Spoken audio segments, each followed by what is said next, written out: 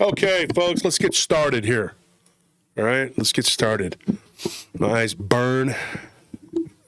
Didn't even know if I'd be this well enough to do the show today. The last couple of days, I've been just puttering around the house, not feeling too good. Today, I had to get up and put on pants. And you can move the mic a little bit further so it's not right in your face. I have the volume turned up. Oh, is that why? It's probably blowing out their ears? Yeah, probably. Can you hear me? Just like do that at random points throughout the whole show, so that they never know like when their eardrums are gonna get blown Wake out. them up. Because like some people are probably listening through their headphones, but others are probably listening through their phones, and they might live with people who are sleeping. So either you. I literally am not hearing anything you're saying. I'm just looking at you, nodding my head. Well, like when a car salesman talks to me, this is what I do. Well, I'm used to that. They're like, APR, you don't listen when people talk. V8, blah, blah, blah. You just wait for your turn to talk. Rebate, factory, warranty. That's all I hear.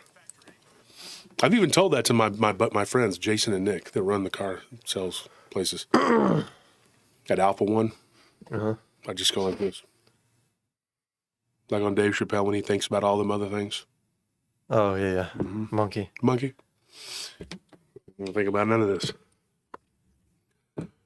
Oh. I think Jason caught me doing that, though. He was all like, are you listening? I just kept going like this.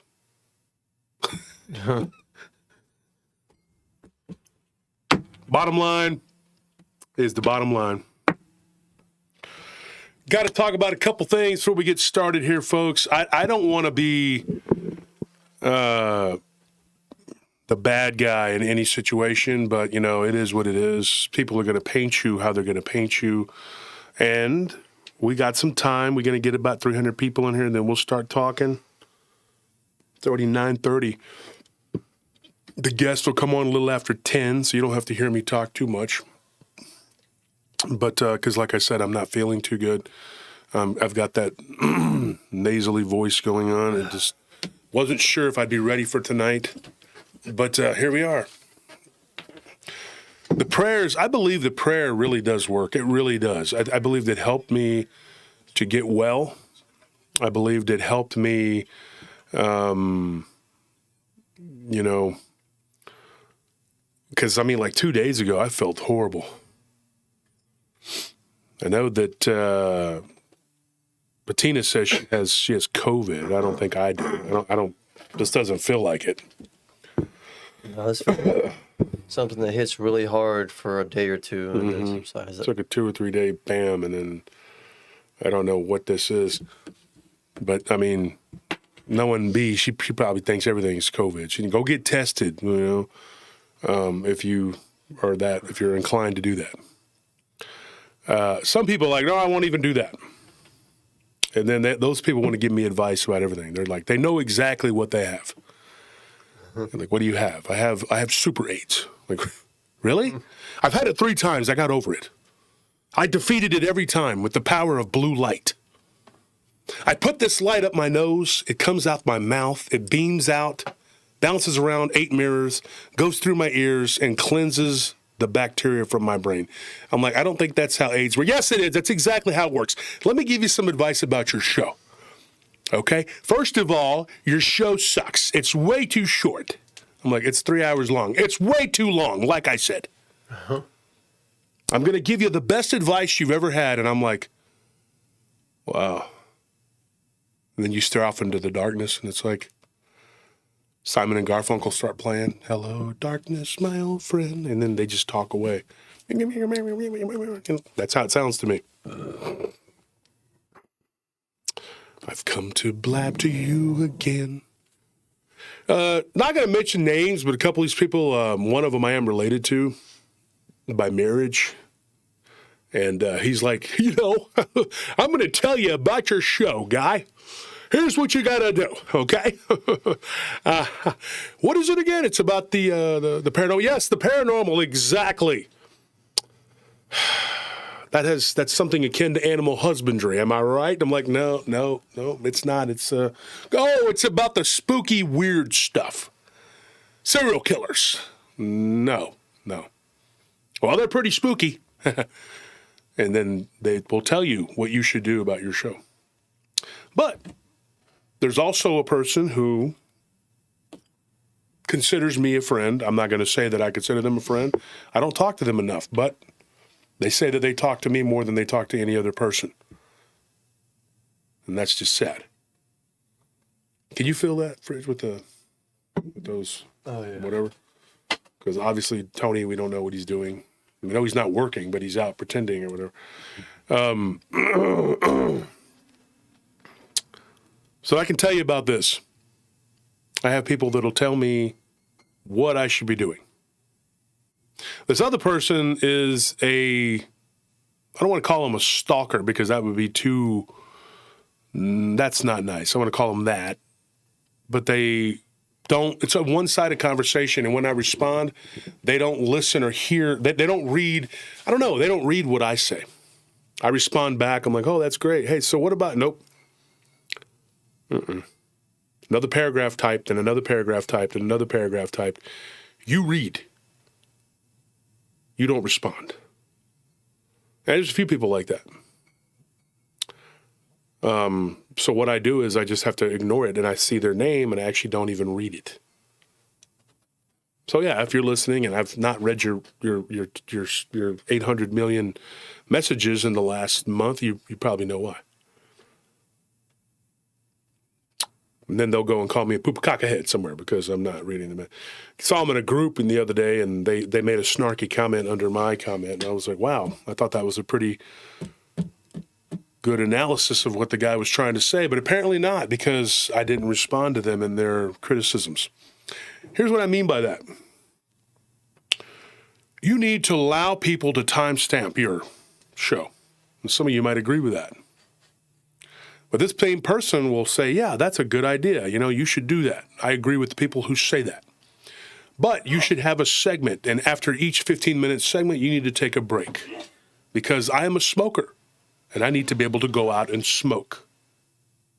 My wife doesn't let me smoke in the house. And I said, well, cigarettes are really bad for you. No, I don't smoke that. I smoke something else. Okay? And you feel the need to do this every 30 minutes, 15 minutes. Yes. So, by that logic, I should be allowing this person to take 15-minute THC breaks so they can go out and smoke. But the show needs to be adjusted for them. Also, with the breaks, that's just one thing that should be done. The other things that should be done that I need to look into are giveaways, but more excessively. And in fact, every 30 minutes to an hour, there needs to be a giveaway, and it has to be someone who has never won before, and it has to be boy, girl, boy, girl, boy, girl. That's what this is a real person told me this. Also, no more hats. You cannot have a hat. Do not drink a beverage during the show because that is rude. I'm 52 years old, and you need to listen to what I'm saying, young man. They also said that I need to stop dyeing my hair, which I do not, and let my gray show. So that's going to be a hard one because do I need to dye gray into my hair? They also said that I'm too muscular and imposing and that I scare women. So another thing I should probably do is get rid of the mustache. It makes me look nicer, cleaner cut, and less imposing. Or keep the mustache and get rid of the beard. He also compared me to a terrorist. Most recently, Anthony's growing a beard, and we apparently look like jihadists. Oh, wow. But, mind you, this is all because they care. They care about me, my image, and as a long-time listener, their voice needs to be heard. The last time that I was messaged, was told, and this is the only time I actually read all this, This is the 5th time they've told me this, and I need to stop ignoring them, or they would switch teams. Now, what team they're going to go and join, I have no idea. I don't know if that means that they're going to join whatever team they believe that I am against. I have no idea. Thank you for that donation. They also claimed that they were never going to donate to me until I did these things. But once I did, then they would be willing to give me a huge donation, a massive donation, once their needs were met. However, if I don't meet those needs, well, they may just have to go somewhere else and join another team. Once again, not knowing who the team is.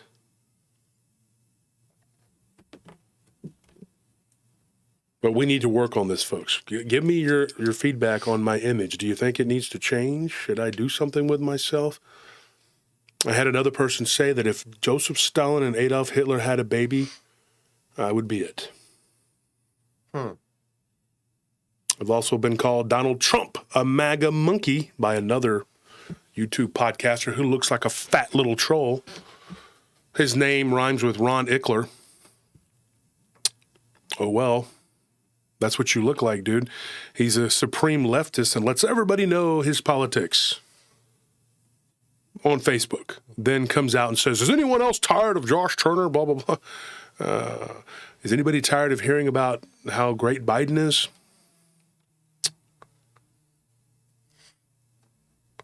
Well, that's the thing. They don't even talk about how great Biden is. Nobody does. They just complain about Trump, even though he's not the president anymore. Mm-hmm. It's still just anti-Trump, anti-Trump. Like, not even people who voted for the guy like him. Like, you remember when Obama was president? Like, everybody who voted for him, they loved the guy. And then, I mean, like, he was a good speaker, charismatic, whatever. Who? Like, Obama. Except he kept calling his wife, his husband. Oh yeah, that's like, but I mean, the guy was a good orator, and like you know, he was able to get the rally people on his side, and like you saw that yes we can, the stickers everywhere. You saw the change, hope stickers everywhere. Like all the people who voted for him, they loved him. Nobody's doing that for this guy. Nobody. But he'll probably still win, because you know there's this massive amount of people who want him there. I can tell you this: I have no plans on changing anything. And now I have a whole new group of Hot Pockets. These Hot Pockets are angry about the peace. They said, you sold out. You made peace. No, I didn't. I wanted peace of mind. And I already explained how that works and why that is. Now, there are some people on his side on, we'll start with this guy, Mike from Abnormal Investigations. Nothing's changed. We're not fighting as much as Janice would like. That's one of the people on his side that's a supreme agitator who's very angry about the peace. She wants war. She's very angry. In fact, she says it won't last a month. She said the last time there was peace. When was there peace? There was just 4 months of this. What are you talking about, Janice? So you have her, okay, the psychologist, who is sick and angry about the peace. He's got a few others in there that are agitators. You know who you are. That just want war. They want there to be some kind of bad thing happen here. As far as I know, Mike wants what I want, and we're just going to try to stay the course. Now, like I said before, we're not best friends. We're not barbecuing together. We're not going on vacation. We're not going to the same church. But he wants what I want, I believe, which is peace. His domestic issues are his domestic issues. I didn't get involved in them. I'm not going to. And those on my side who want peace, great. Those who don't, tough. You can keep screaming and yelling and beating your chest. It's not going to change anything. I got to do what I got to do. And I'm sorry that you feel the way you do. I'm still friends with people who hate his guts. So is he. He's going to stay friends with these people. Those people are his supporters.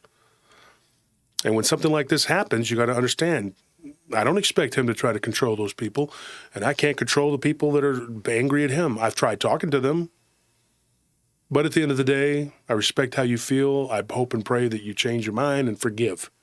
Doesn't mean you have to forget, because we know his people aren't. It was 4 months. Now I got to address the other person before we get started here. We got about 20 minutes here. Let me say something. I was called by DeAndre Doss. He's got a show. Go look it up. I'm not going to say its name. He called me. I did not call him. Now, he made a video. I did not watch it, and I got to admit that. I actually do not watch his show. It's something I told him. He goes, yeah, you do. No, I don't. And I'm sorry, I shouldn't even have snarkily said the way he talks. The way he talks is unusual. Okay? So I'm not going to be rude, but I don't watch your show. I don't watch Mike's show. I watched a little bit of the end the other day just to see what was going on. But in all honesty, I don't watch his show. But what I was told by a few of my supporters and confidants, one that went over there and actually did watch it, and said, hey, maybe you might want to watch this. And I'm like, why? And he said, well, I don't know if the things he's saying you said are true. I will make a couple corrections from what I was told. Now, like I said, I didn't have time to watch it. I've been very ill, and I had just gotten out of bed yesterday. I didn't call him. And at the beginning of our conversation, it was, in his words even, contentious. He has a very contentious phone call.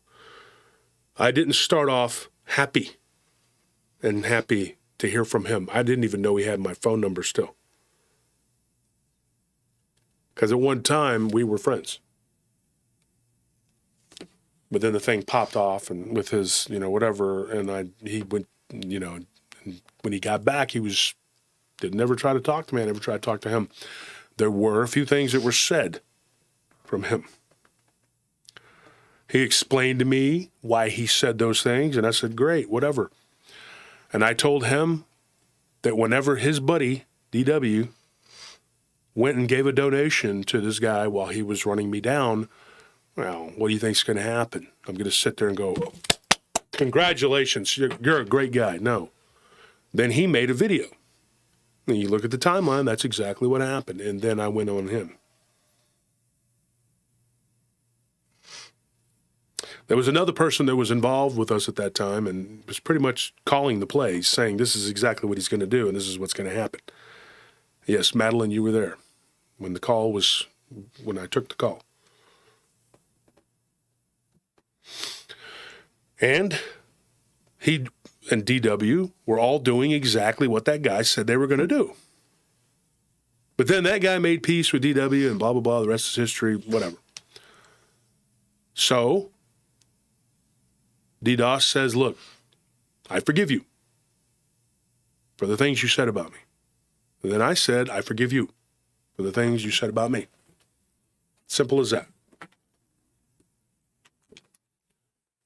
I did not say, and I'm not going to, that I'm going to help anyone take down videos of libel, defamation, whatever, because whatever is being said about him or anyone else or even about me, that is what you want to call it. If someone says something negative about you that isn't true, you can consider that defamation. If they write it, it's considered libel. I believe that their whole side committed defamation and libel against me multiple times. But I forgive them.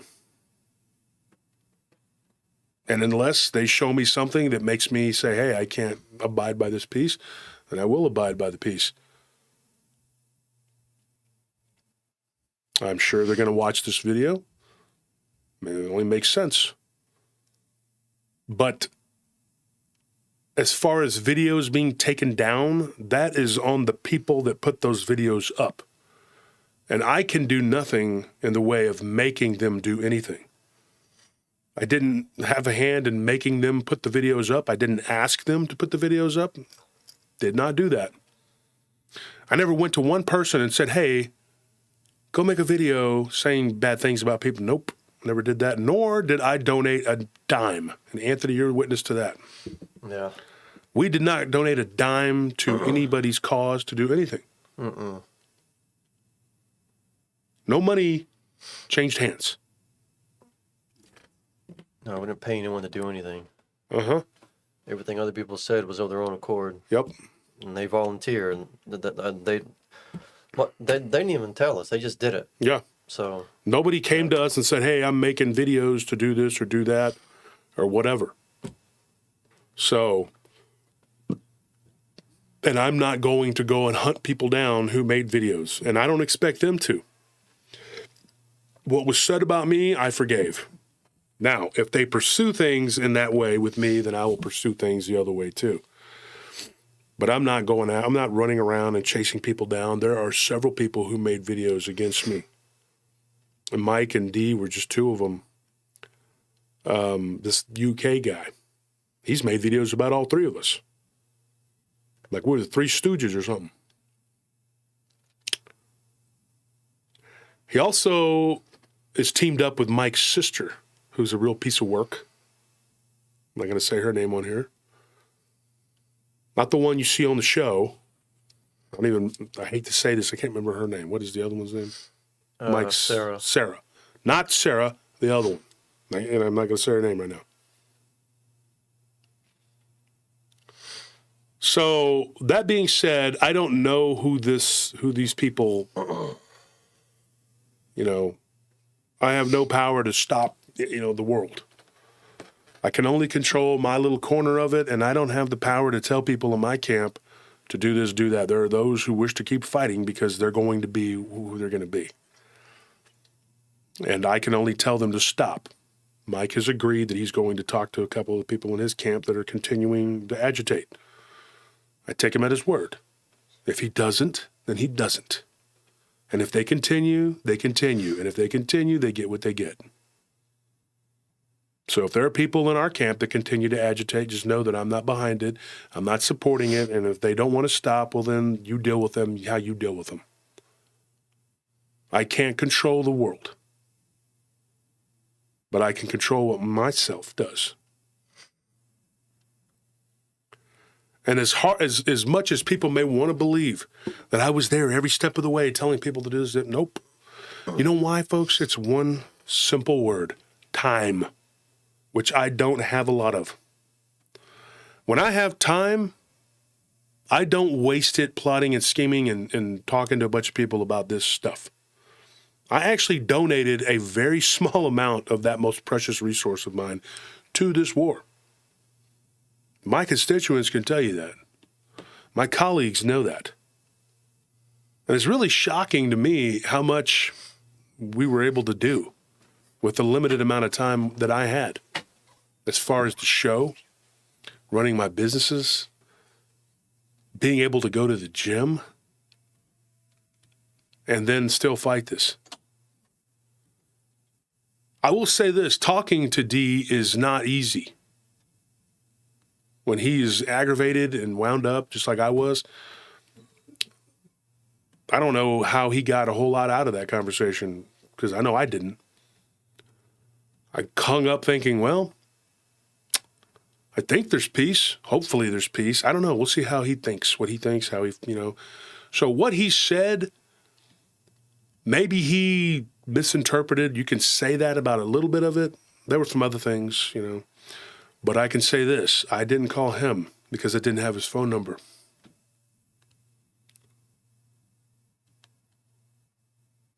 So I'm glad that there's peace, but it's very fragile.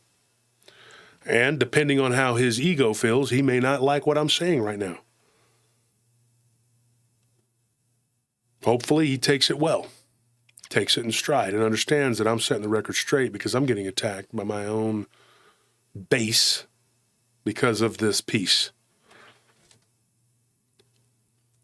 And understand also that I have no plans on going after anyone to help tear down any kind of anything. I'm not giving money to anyone to do anything. That's not me.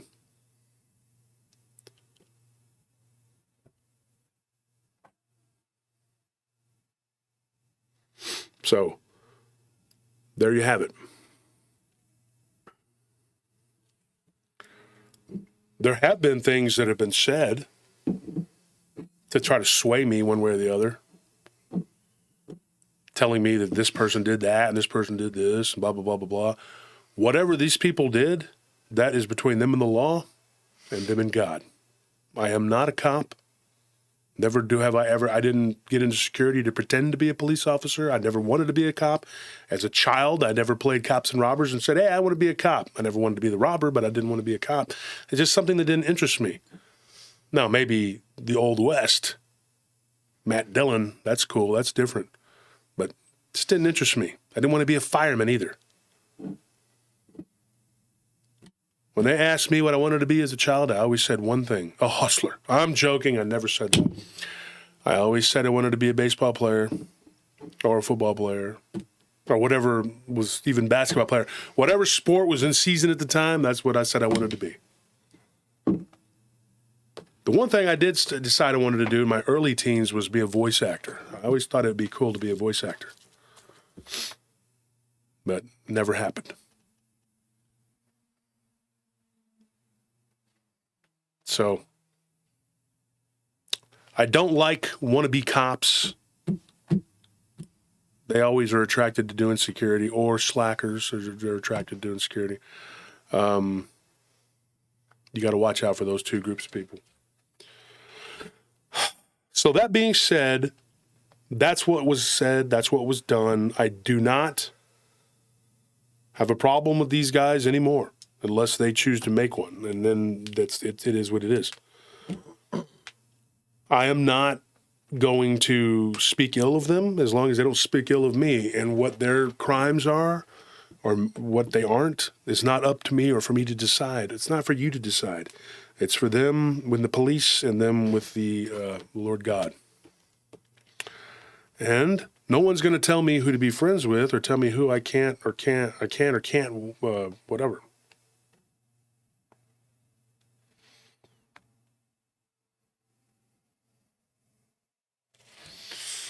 You see what you make of that.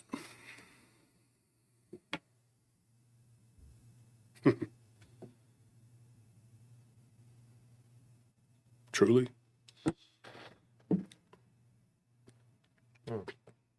That's not true. I've seen that. Yeah, well, let's not discuss it here. Let me see it. Message him. Yeah, see what's going on.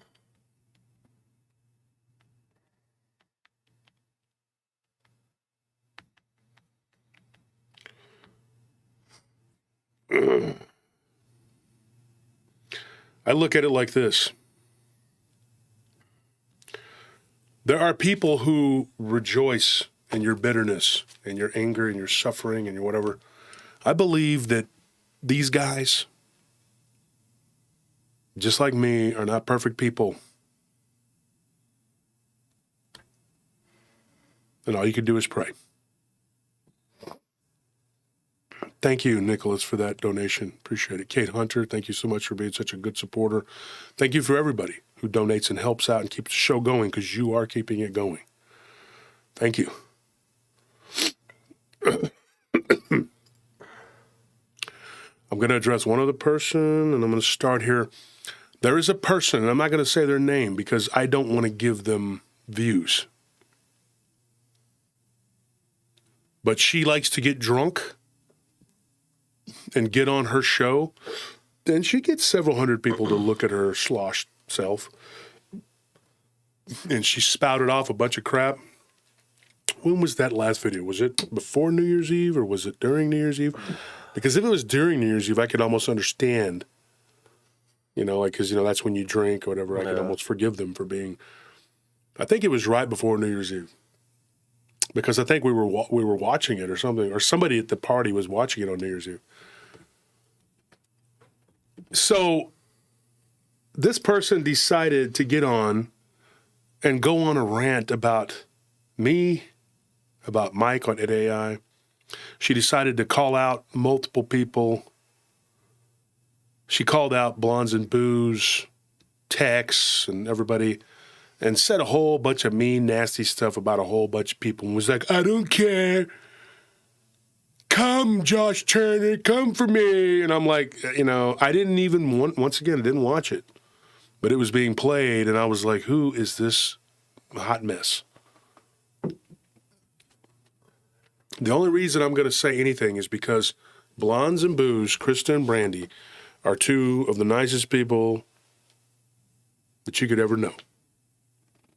They're friends and they're allies, and they're just like Barton Nunley to me, or Jason McLean, Tex. All of those people are very good people, very nice, honest people. Bigfoot, Michigan Rob, that whole clique, really nice people. Liberty, there's another good one right there. Liberty, great guy. Been to both my conferences, stand-up dude. This person got smashed drunk and just said a bunch of crap. And made it a point to say, 2 years ago he was fighting with Thick, yeah. And I learned something. I'm not going to take people's crap. I don't give a crap how big your channel is, or how small you are, or how many people you know, or how many friends you have that are in law enforcement. I don't give a damn about any of that. You're not going to slam my friends and family and get away with it. I just fought a 4-month-long war that didn't have to happen. And like I said before, the one thing I regret about that in the beginning was when Mike told me about his sister. Because he was right. She's a loon. That's the one thing in the beginning I should have listened about. But I couldn't abide by him going on the offensive against Bettina and Abe. And Bettina's like me. She's war weary. She wants to put it to bed. We hope it goes away. Put it behind us, we move on. His supporters are riled up. They want to go fight, whatever. Let them go fight. Me, personally, I'm not afraid or worried about anything or anybody. Or any accusation or anything you want to hurl at me from anybody's camp. I don't care who you are. I'm going to stand my ground. I'm going to defend myself. We're not going to let you kick us around. We didn't let DER do it. We're not going to let you do it. So, lady, go be a boss somewhere else. Go get sloshed and ramble on all you want.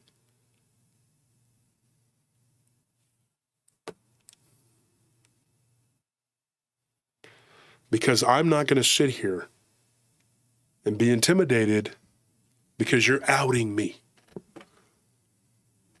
I think Mike was a much more fierce opponent than you could ever hope to be. And he didn't destroy me.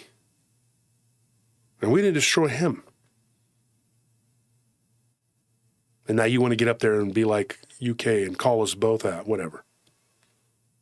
If both sides started spitting, you would drown. Simple as that. Go back to being a little whatever. Stop calling yourself a boss because you're not. We can put you in charge of the woman's latrine. You can have all the wine from the toilet you can drink there, and you can hand out feminine napkins. We have a deal?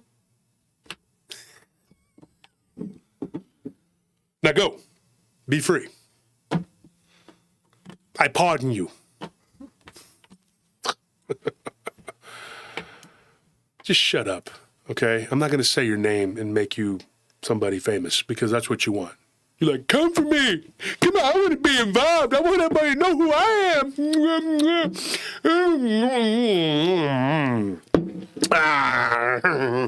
Yeah, I am not afraid of you, okay? I am on my 8th box of wine.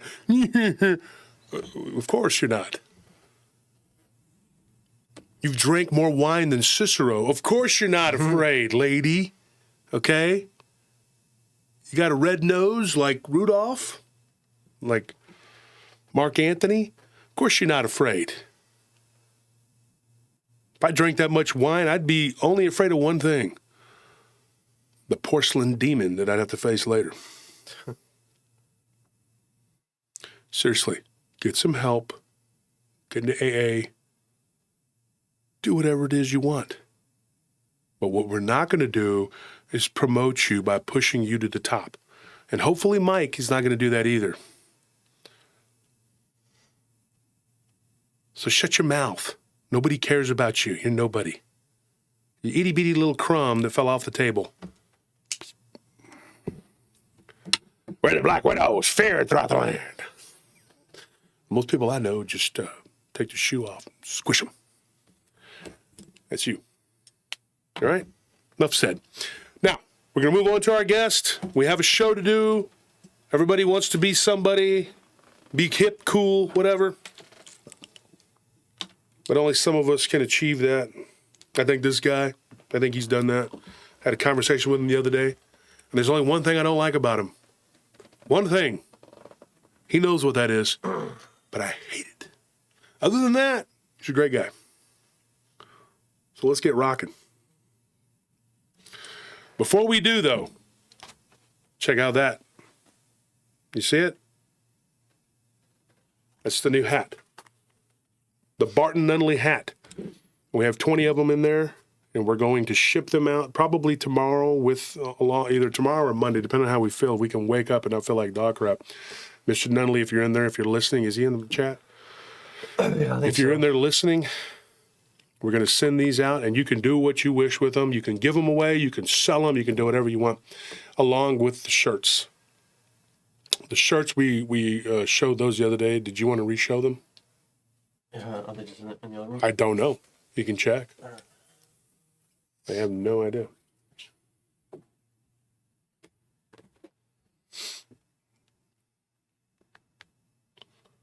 Work has been just a nightmare.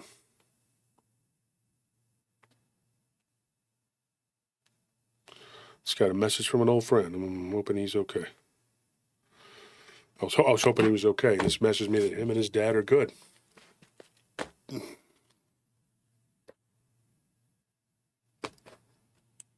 was worried about them. They used to work for us, and I haven't seen them in about a year.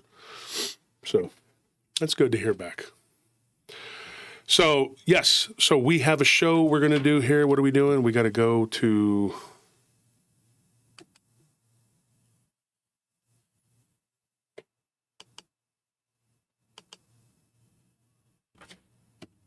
There it is. I think we left them at the house or something. They're not here? Oh, we only brought the ones that me and Tony wore. So. That's not good if we left them at the house. Because I don't know where they're at. If they're at the house, they're not in my study. And if they're not in my study, well, then that means I don't know where they're at. Don't worry, Mr. Nunley. We will find them. I'm going to be recording with Barton again soon. We're talking about a whole lot of stuff we haven't talked about before. I'm looking forward to it. Sorry about Thursday, folks, which was yesterday. We were sick as dogs. That's why we didn't get the show out. We had recorded with Bettina Moss, and yeah, things were good. But it'll be on next Thursday. Don't worry, and we'll have a show for Tuesday.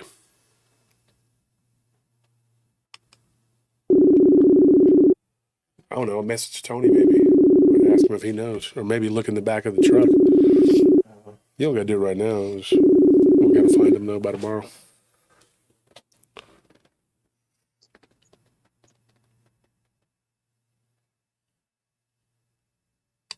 Are you there?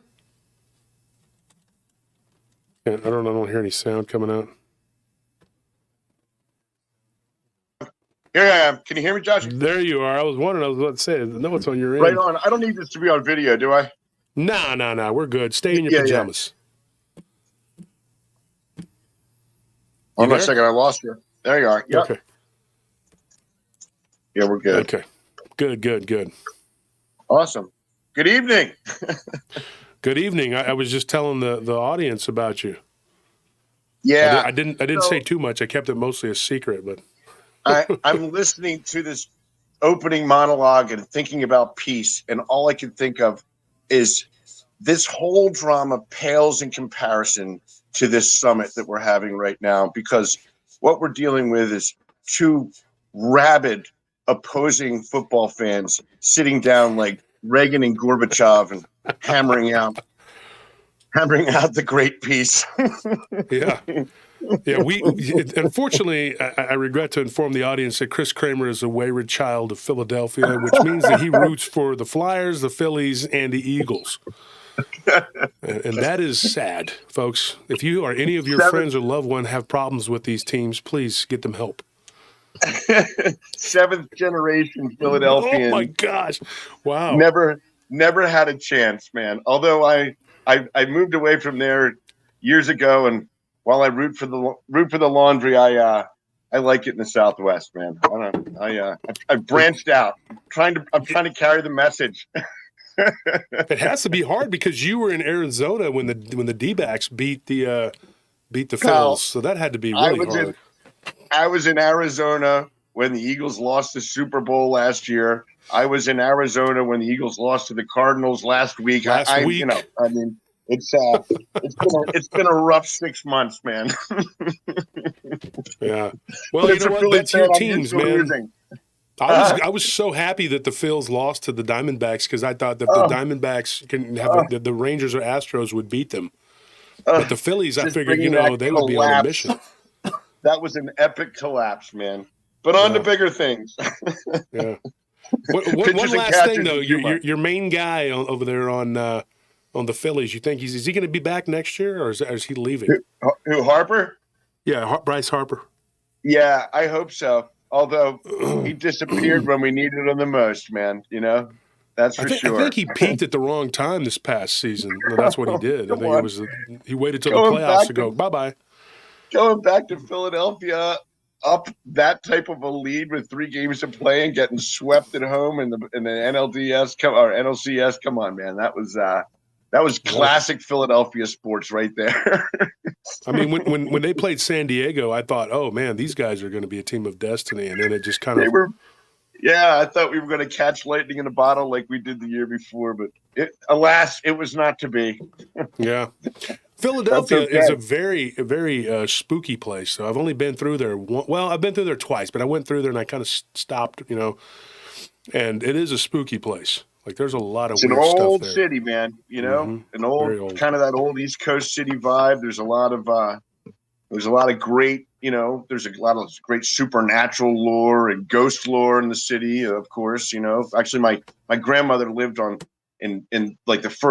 First Street, which is literally like the first street back in the day, right? And she lived next to a place called the Powell House, which was, I guess he was like a governor in Pennsylvania during the Revolutionary War or something. And it's supposedly highly haunted. And she would tell stories about that place, seeing faces in the windows. It was like a museum type thing that was right next door to them. So nobody lived in it anymore. But she would always tell me she was hearing strange and odd disturbances and seeing things in the windows and stuff. But she also liked her boxes of wine. So some of that might be suspect. Well, I'm going to tell you this, though. I mean, sometimes it lends to it. Like there'll be people who live in a haunted house and they'll tell me, look, when I smoke or drink, I see things. And I'm like, well, yeah, but then they also live in a haunted house and they see things that people that when they're sober see them. But they tend to see them, more frequently. And people will laugh and say, well, yeah, that's because they're inebriated. But it also could be because it removes the veil. So I don't know. I believe that thoroughly. I work in the recovery field, you know what I mean, for addiction and alcoholism. And so one of the prevalent drugs issues that we have really bad in Arizona and the Southwest is methamphetamine, and so you hear a common thread that runs through these hardcore meth addicts is the shadow people that they see when they're really, really high, right? Mm-hmm. And a lot of them see it too. Right. And I've always thought, I wonder if like being in that level of altered state doesn't open up some door of perception so that like it changes your visual acuity to the extent where maybe you're seeing things in a more rapid sequence that you wouldn't see sober, and I don't know that they're not actually seeing some dimensional shadow people. I've heard it too much. They're all literally describing the exact same phenomenon, So I think there's something to that, I really do. I think who knows what that stuff's really doing to your brain chemistry, man, Well, folks, before we go any further, this is Chris Kramer, folks. Chris, I'm going to say something about that. There was a guy that reached out to me, and his last name was not yours. It was nothing like yours. I'm just messing with you. His first name was Ray, but Ray actually gave me a story, and he said, he was in treatment for a long time, and he's battled meth addiction and heroin. He's gone back and forth on all kinds of stuff. And he is lucky to be alive. But one of the things he told me, he said the first time he saw a shadow black cat, which he calls it a demon cat. That's what he calls it. And he said, I've seen it 3 times, but the first time I saw it, I was on meth. He's like, and then that was the last time he was on it. And he said, I've been sober for 3 years. When he told me that story, I think that was back in like the spring. And so he said it's going on like another year now, but he was sober, and I just reached out to me recently to say Happy New Year's, but he's a listener of the show. He's probably listening right now. If you are, hey, Ray. But he did tell us, he said, I saw this demonic black cat for the first time in 1999, and he said, but it wasn't the last time, and it was when I was on meth. He goes, but I wasn't addicted to, oh no, it wasn't, I'm sorry, it was on heroin. But he said he saw it again when he was on meth, but then he saw it when he was sober. So he saw it the last time he saw it, he was sober. But the last time he was on meth, he saw it, which I believe it was like in the mid-2000s or something like that. But he's been sober, but he went back and started doing heroin. And he fought that off and on for a decade. It's a horrible thing. The opiate epidemic is really, that's where you see it. You see it a lot here. I see it's everywhere now, whatever, let's not get into politics, but living in Arizona along the border, we are flooded with fentanyl and meth that comes across. And where I see it, quite frankly, it's off topic, I guess, but it's important. I'm passionate about it, is when I was young, I'm in recovery myself, you would go to a Narcotics Anonymous meeting, and it was primarily bikers and Vietnam vets. That was like the kind of the core element of that fellowship. And if you go to like an NA meeting now, or you go to any one of the offshoots of that, Heroin Anonymous or whatever, there's a whole litany of them, right? The demographic is like 17 years old through 24 of kids. They are children that have bottomed out on these meds, and you see that's like the front lines of the opiate epidemic and the drug epidemic. That's where you see the end result is the entire demographic has shifted to a Gen Z generational change. It's so disturbing. You don't have the older crew in there anymore. They're still around, but they're not the majority anymore. And it's heartbreaking when you see it. Really, it's a whole generation of these kids that have been exposed and gotten into this lifestyle that is just, it's hell on wheels, man. It's terrible. Yeah, it's bad. So Chris, let's get started with you. So what the reason you're on the show tonight? What's going on? Like, tell me and the audience here, what you've been going through. I was thinking, like, how do you qualify yourself in this phenomenon? Like I've avoided. I think I've always felt like I don't need to do that. I don't have a public persona in this per se. I've become very close friends with Bettina over the last couple of years, and as a result, for the first time ever, I started to participate, online and publicly, discussing some of this stuff. I guess like a background on me. There are some people in the chat that I know from a group that I've been a member of for a long time, that know a little of it. But this started for me 30 years ago. I was actually the first and only time I ever went hunting. I was living in the Midwest on the Minnesota-Wisconsin line, and I had a friend that was a big gun guy and a big hunter, and he asked me and another guy to go hunt with him, right? So we took it to a place in Wisconsin called the Wisconsin Dells, which is a very kind of wild rural area in Wisconsin. It's a big camping area and a big hunting area. And long story short, we were set in a deer stand, and this other man that took us out went up on top of a ridge and was with the idea of beating deer down through us so they'd pass in front of us, and we'd have a shot at something. And so we're sitting in this stand for an hour or so, and we hear some noises, but not coming from the ridge off to our right. That ran. There was a berm that dropped down into a creek bed that ran parallel to where we were stationed. And so me and this other gentleman, who I'm still friends with, sat and watched as about 30 yards in front of us, we watched this guy come over this berm. And mind you, there's snow on the ground. It was wintertime. And initially I thought it was a man in a black hoodie. And, we're all vested up in orange and, like most people that hunt do.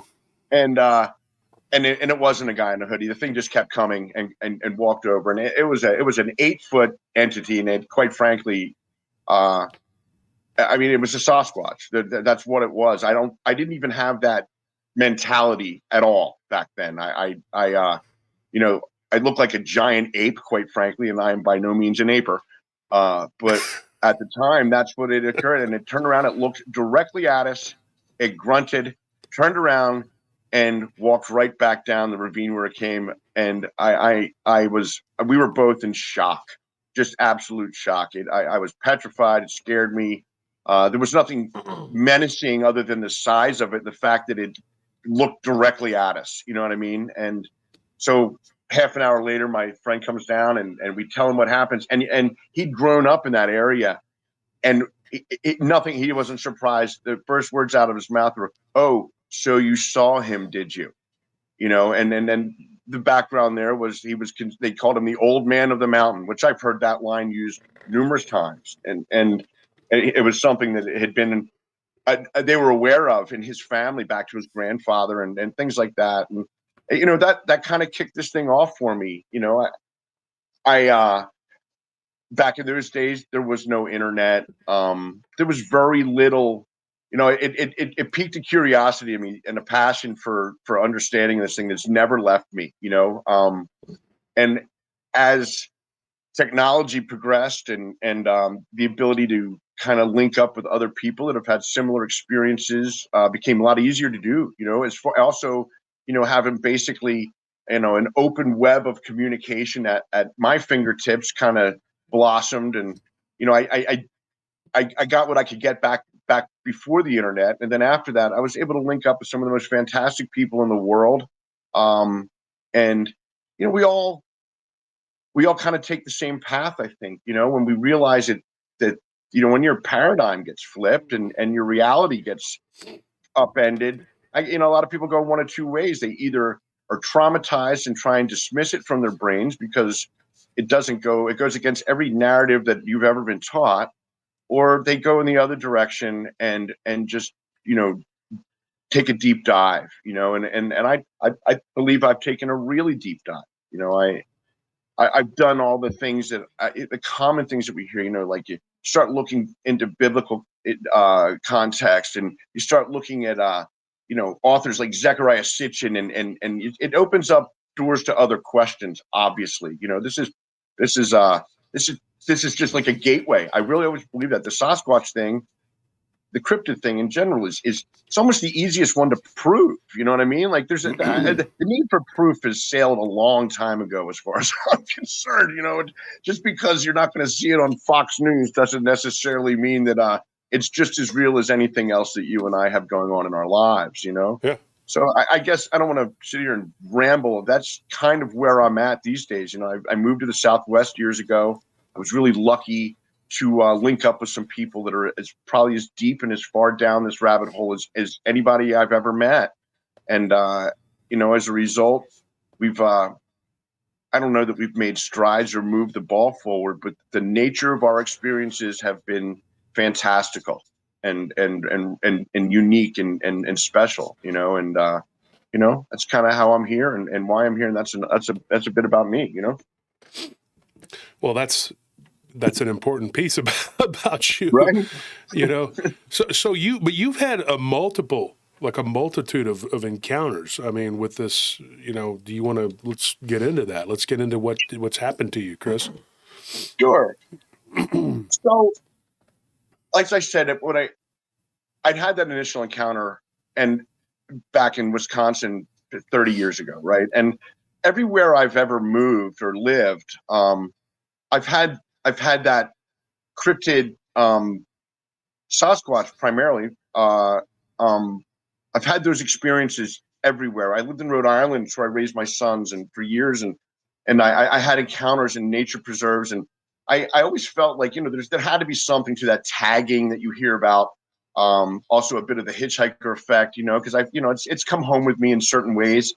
But when I moved to Arizona, so I was friends with another man online that lived in the state, and when I moved here, we got together and became very close friends. And we're still very. He actually officiated my wedding this past May, and so this guy lives. His name's Kevin Keeney. He's a member of Energy Overload, which is a group that I've been a member of since its inception. It's a closed online thing. Great people, great experienced people. Some of them are here tonight, actually. And so there was a man, and you may have heard of this guy named Mitch Waite.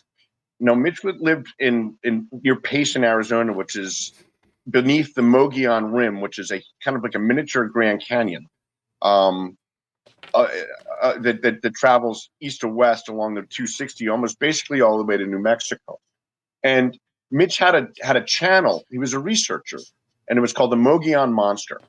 And he was kind of one of the first kind of YouTubers that was really kind of engaged in this on a regular, you know, and you know, Mitch was a fascinating man, and he had spots that he had researched for decades. You know, he was a former special forces colonel. He was a cool cat. He had passed away, unfortunately, about 5 years ago. But as a result, it brought together 3 or 4, at this point there's 5 of us, local guys that didn't know each other, but we knew about Mitch. And one of these gentlemen is actually the lead investigator, believe it or not, and I don't promote the BFRO. However, this man Chuck Jacobs, who was actually the fire chief in Payson for 30 years, you know, I mean, a lot of local cachet. And he when he retired, he'd had an experience and out on the rim, the Mogollon Rim, and so he met up with Mitch. And before Mitch passed away, Mitch kind of bequeathed to us his primary locations that he had his encounters and that he researched in. So that was like a killer head start for us, you know. And we started going to these spots and started having these encounters. And initially they were, you know, the same path that so many guys that get into the research, gifting stumps and having things moved on tables and, you know, footsteps around the tents. Just, I'd say, run of the mill encounter stuff, but they're pretty spectacular in their own right. And as that progressed, Kevin Keeney had an amazing thing happen to him where he had a physical encounter with an entity, with a Sasquatch, and it kicked off some sort of relationship with it. Now this sounds, when these things come out of my mouth, sometimes I realize just how insane they sound, but this is the truth that I have, and I'm just going to relay it, you know. And it was almost like this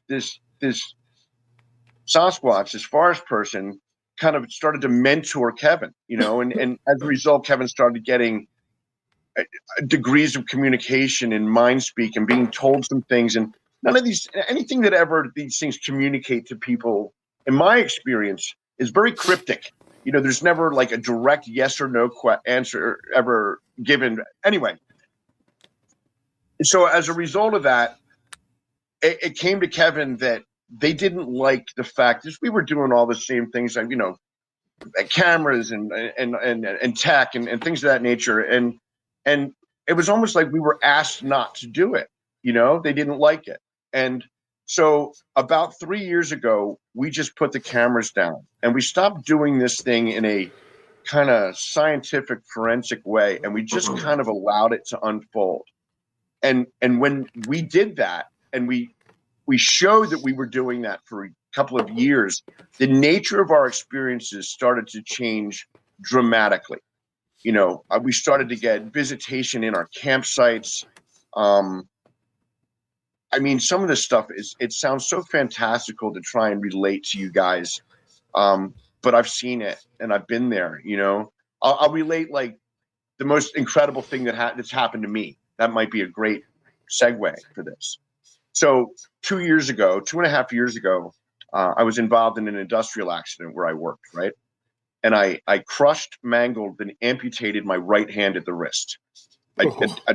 Absolutely catastrophic injury. It's like something that happens to other people. It's equipment that I've worked with my entire life. You know what I mean? It was a freak accident. So I'm hospitalized. And the people on Energy Overload, some of these people know this story, but I don't think you've ever heard it. So I'm hospitalized for like 3 months. I have 22 surgeries. They salvaged my hand, but I've got like a catcher's mitt sewed onto my wrist at this point. Like this thing is just completely blown out. I crushed, mangled, and I lost like the flexor tendons that you move your fingers with were literally torn from my forearm in this accident. I got my hand caught in a chemical agitator with high torque pressure. It mixes like 100,000 pounds of product at speed, so it's really, really powerful. I'm really lucky that it didn't kill me, quite frankly. Yeah. But I destroyed my hand, my arm, and my shoulder, like completely non-functional. I mean, just something that it changed my life, Josh, in a huge way. So I get out of the hospital. This is in 21. It happened in July of 21. And I get out of the hospital in October. And I am, as low as I've ever been in so many ways, like physically. I can't tie my shoes. I can't pull I can't even barely get dressed. I had to relearn all this stuff, right? So Kevin asked me if I would like to go out up on the rim with him and Chuck Jacobs and go out, and I'd been literally in a hospital room for the entire summer, and I'm, and I was leery about it because, I mean, I can't even help pitch a tent at this point. You know what I mean? I'm just like, like a lump on a log, And so I agree because Kev's like, listen, dude, all you got to do is come out, we'll set up the 10-man tent, whatever you need, but just come out. You know what I mean? So I agree. So first night we get out there, and at this point I guess it's October on the rim, so it's getting cool. You know what I mean? Like it's in an elevation. It's about 8,000 foot. It's up there, And we're doing what we do. We have kind of like a method that we don't have a campfire. We do everything in the dark, and as a result, your eyes acclimate. And a lot of times we're trying to line this thing up with a good moon. I don't recall what the moon situation. We didn't have any activity of note at all. Maybe some twinkle lights or some strange light phenomena, but it was nothing. It wasn't any real interaction or anything like that. But I was just so relieved just to be out. You know what I mean? And to be in nature and kind of with my friends and kind of trying to put some normalcy back into my life. And I'm in a sling at this point. Like I literally, my hand is kind of strapped, my whole arm strapped to my chest with a sling because I have no mobility and it's still swollen and a lot of pain. And so that night I go to sleep, we've got cots set up in a 10-man tent, the heater's flashed, and it's comfortable. And I lay down and I go to bed. And a couple hours later, I wake up. Do you know what a TENS unit is? Yeah. It's that's something they use for electronic impulses that go into your body to relieve muscle tension. This is the only way I can describe this. So I wake up to like the feeling that somebody had stuck a TENS unit on the back of my neck and cranked it up to like, maximum output. And this wave of electricity starts from my neck and travels down to my feet and back up to my neck. And this goes on for about 2 minutes. And it wasn't painful, but it was super intense, and I knew, you talk about the term zap before. I've had that happen, and it was very similar, but on a level that I'd never experienced before, and so I felt like it was some Sasquatch thing going on, but it doesn't intimidate me. I mean, I've been around it. I've seen it for a long time, So as it subsides, I go back to sleep. And the next morning I wake up and I head out the tent because I got to go relieve myself. And so I stand about 20 feet where Kev Keeney and Chuck Jacobs are getting a morning fire going. Because, yeah, I mean, it's, mid-October on the rim and in the morning. It's like, 20 degrees. It's cold. You know what I mean? We're out there and bundled up. So I go and I unzip my fly with my right hand, which I had taken out of the sling to sleep in. And it was like just a muscle memory thing. And I don't realize, and then it occurs to me what I just done. Like I had manipulation of my fingers. I was able to lower my zipper and raise it. And I realized that something's really, really different. So I begin to flex my fingers in my hand, which I'd regained a degree of functionality that I shouldn't have had. And I start to rotate my arm, my shoulders. I could not pronate or supinate my forearms at all. Like it was, like this injury was unbelievable. I'm able to move my arms almost at 100% motion. My shoulder has no pain. My hand has no pain. And I have a degree of function that was like medically impossible. And on the word of God, this happened. And I realize, and I think back to what had happened that night in the tent, and I realized that I'd had some sort of healing occur that was just mind blowing. And I start to cry, Josh. Like I start to sob because I mean, the trauma and the PTSD from this thing, and I mean, it was the most intense physical challenge I've ever had in my life, man. You know what I mean? And so Kevin and Chuck are watching this, and I walk away to compose myself, and I know that they did this, and so I say out loud, I thank them, I say thank you so much. I mean, I get choked up talking about it because it was really special. And right after I said this, I get this feeling of absolute intense compassion and love, but it was projected onto me. It wasn't coming from within. It was like this bubble, like a cloud of it just came over me. And it was like, it was so profound. It altered me as a person, like it taught me something internally about like what love is, what selfless giving is, like the things that you're aware of on some level, and you think that you're mature and emotionally mature, and then something like this happens and you realize just what that is. And and I thank them because I'm grateful beyond words for what happened. I mean, my hand function is not perfect, but it is exponentially better than it medically should be. I had to change. I mean, there's so much more to this because I had to. This is a work injury, and there was a lot of money on the line, and I had to really ethically think my way through this because I changed orthopedic doctors. The guy who had done the 21 surgeries, I basically left him and went to another doctor because I couldn't explain this to anybody. I couldn't explain what happened to anyone. And so that's been my experience with my encounters, and with my experiences with these beings has never been negative. It's never been anything but spiritually uplifting. But I know that doesn't encompass the whole phenomena, because there are people that have horrifying experiences and horrifying encounters, and I believe them. All I know is what's happened to me and what's happened to us. The group of guys, for some reason, has been labeled the Arizona Four, basically because one of our guys wrote into Ishtal a couple of years ago, and that was like the tag that he gave the email, and it stuck. And as a result of that, and I've written Steve too. I actually wrote in that story to him because it was something that was so unique and so special that I felt like that's something that needed to be shared. And I was never, like I said, I've never been real public about any of this stuff, man. I've always felt like, that ego deflation in my life has done nothing but serve me well, and I felt like to grow spiritually, which is, this thing is an absolute spiritual journey for me, and it didn't used to be, but it is now, and I've said it before, like the more I have sought to grow as a human being internally and become a better person, the more my external experiences have grown with the forest people and this phenomenon in the most amazing ways, man. You know, and I don't know if that. I think one thing I think I do know is that what you bring into there is what you're going to get back. You know what I mean? If you bring fear and negativity, you're probably going to have frightening, negative experiences. You know, and if you bring positivity and some degree of love and authenticity, you don't have to be a perfect human. You're going to get that back. You know, and that's been what I understand, man. So.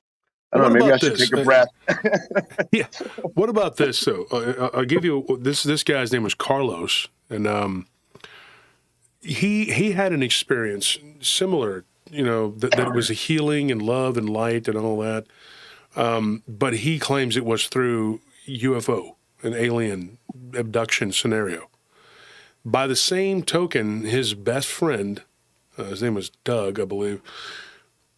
In fact, I know it was, but they were out, and this too, it happened in Southern California, and it was in the desert, and they were out and they were doing, well, let's just be honest, they were taking mushrooms, but they had a very horrific experience, and they, you know, when they went out there, they were all filled with happiness, and let's all have a good time, giggling, laughter, and no sooner had they gone out there and began to take their, you know, mushroom caps, whatever, they got assaulted by rocks and these beings. This is just one example. And these creatures who decided that they didn't want them there, and they tried to attack them, and they chased them. I've never told this story on the show. In fact, I looked some of these up because I knew that your story, and I wanted to show a contrast. And this isn't to downplay or doubt anything that you're saying. But I'm just curious as to how this works, because there are a lot of people who say what you say. But there are other people who are like, nope, my experience was horrific with them, and I was just living my life. Like one guy was just out watering his plants, you know, in Bastrop, Right. Texas. And one of these things ripped through his fence and tried to take his dog. Now, how do you explain that? Like, I mean, like not saying that doesn't happen, what happened to you, but how, like if the person, they're just like, he's out there watering his plants and he's not thinking about anything. He's just enjoying the day, and his dog is out there, and the dog wasn't even barking, which was odd too. You think the dog, that this thing was on the other side of the fence, and he was like, dude, my dog didn't even bark. She's a barker too, but she was just sitting there rolling around, biting her haunch, you know, and thing just came through the wall like the Kool-Aid guy and was trying to take the dog. You know what I mean? It's like, oh yeah, and then the dog is being taken to another realm. And so he sprayed it with the water hose, which led to it coming back and then launching an assault on his house and throwing rocks through his window. Yeah, that happened in 1992. And this guy just gave me that story about 3 or 4 months ago. I believe it was right before the conference. It would have been about 4 months ago. But this is what I'm talking about. Like, it's not all love and light, but it's not Absolutely all dastardly not. deeds either, you know? You know, So, I think the spectrum of experiences in this phenomenon goes from it's polar to polar, man, you know, and it's kind of like why we're here, right? Because, you know, to try and find the commonalities between the nature of the positive experiences, the indifferent experiences, and the absolute horror show experiences, you know, I think I'm of the mind that there are multiple situations going on out there simultaneously, man. You know what I mean? When you talk about, so, and I also believe that ufology, the cryptid phenomenon, other laterals, occult phenomenon too. There's got to be a common thread that weaves through all of that. You know, it's connected. It's all connected in some way. Because, you know, I'm not a big ufologist, but I've been out in the middle of nowhere in the mountains long enough to have seen enough of that bizarre light show, strange craft things numerous times. I know that it's real. I mean, you know, I know it is. You know, how it relates to this, I don't know. You know, a lot of people want to talk about, you know, okay, these beings are just like people. There's good ones, there's indifferent ones, and there's bad ones, right? If there are people, which is a fairly common belief these days, that there are a type of people, that makes sense, you know. But again, it's like anything else with this stuff, like stuff that I thought I knew for sure 20 years ago.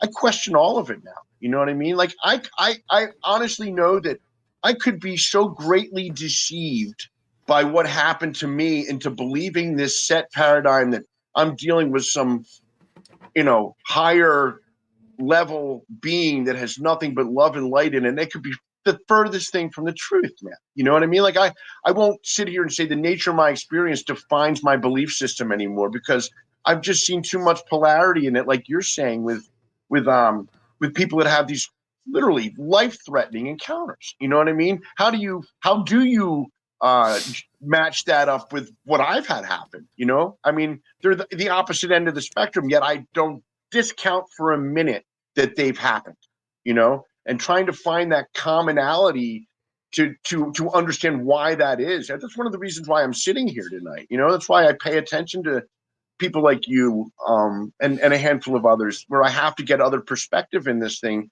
so I don't get locked into some mindset and, you know, all of a sudden I'm an expert and I'm going to tell you exactly what's happening out there, because, man, there isn't a soul that's been around this thing for a minute at a time that can say with absolute certainty what these are, what these experiences are, and where they stem from. You know, that unless one of these things comes out and sits down and has a beer and the campfire and just starts getting real honest, and that ain't happening. You know. Yeah, and that's the thing. The guy from Bastrop that told me this, he's an older gentleman, and he's about 20 years older than me. But one of the things that I told him, he asked the question in the message. He said, "What do you think this is that's going on?" And I told him, "I don't know, but I did say this. I said that there could be multiple things going on, because the one that he encountered may have just been a mean, nasty one, and it could be as easy as that, as simple as that.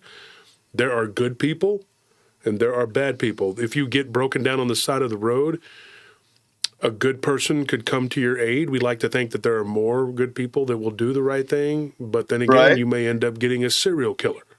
You know, I mean, that's the truth. I mean, you know, you know, when my parents were young, they would hitchhike, and now, you know, my mom and dad, you know, there was only a few years ago before my mother passed. She was like, "Hell no." She goes, "I wouldn't have hitchhiked from the 90s on." She's like, "There's no way. No way." And these murderers and people like that, they took advantage of people's altruism, to do what they do and to feed off of that. And that's the thing. You know, you can't look at these situations and just say that it's all, you know, you can't, there's not all one way. So it could be as simple as just, you know, that's what it is. Yep, good people, bad people type thing. You know, I think we're always trying to put this thing into some human logic so that we can, you know, we can write it in stone. You know, and you and I are lockstep in that. Like I said, I've been really blessed that my experiences have kept me coming back for more, because they've been, you know, beautiful things, really. You know, but you know, I've seen enough of the ones that were the opposite of that make me question everything. And I question it all now, you know, like a great example, because it kind of encapsulates ufology and the cryptid community. You know, I was a big follower when I was younger of Zecharia Sitchin, right? I felt like he had cracked the code, you know, by his interpretation of what he was allowed to examine from the Sumerian tablets, and he made a lot of sense to me. He checked a lot of boxes, so it was real easy to take that Anunnaki alien Nibiru narrative and start to apply it to the cryptid phenomenon, because of the, you know, the stories of, you know, genetic manipulation and things that go on that you hear a lot of also with the abduction syndrome and UFO stuff, right? And then it also, you know, you could, and that goes the same thing with Genesis in the Bible, where and it was brought to my attention by Kevin, you know, if you want to take a biblical spin on this thing, right? That, okay, so this is a theory. I don't ever say that I believe any of these things are it, but they're worth paying attention to for me. I mean, we've so little else to go on, that just because. So let's say that the enemy is, from what we're taught to believe, is not affected, doesn't live in time the way that we do. So even things like the Dead Sea Scrolls, or the revelation of the Book of Giants and the Book of Enoch and the tablets themselves, wants to say, if Satan was the great deceiver, that these things weren't planted there, thousands of years ago to set up a deceiving narrative again, so you can't ever say, and that's the truth, anything's on the table now, right? I mean, when Fox News is holding televised congressional hearings about the UFO phenomenon, it kind of lets the cat out of the bag a little bit, right? Like stuff that anything's on the table when it comes to this, but there's no defined answer to it. I don't have it. I don't know anybody that really does. These common terms like portal, and we don't know what that is. Nobody knows what that is. Uncle Sam doesn't really know what that is, and then all the other different narratives that are out there trying to identify and say what all these phenomenons are with certainty and assurity. I think you're dead in the water once you lock into one of those things, because they don't always all match up, man, Yeah, they don't. Okay, so do you think, Chris, that these things are... Do you think that there's an interdimensional or spiritual aspect to these Bigfoot, Sasquatch, like to this whole phenomenon, whether it's Bigfoot, Dogman?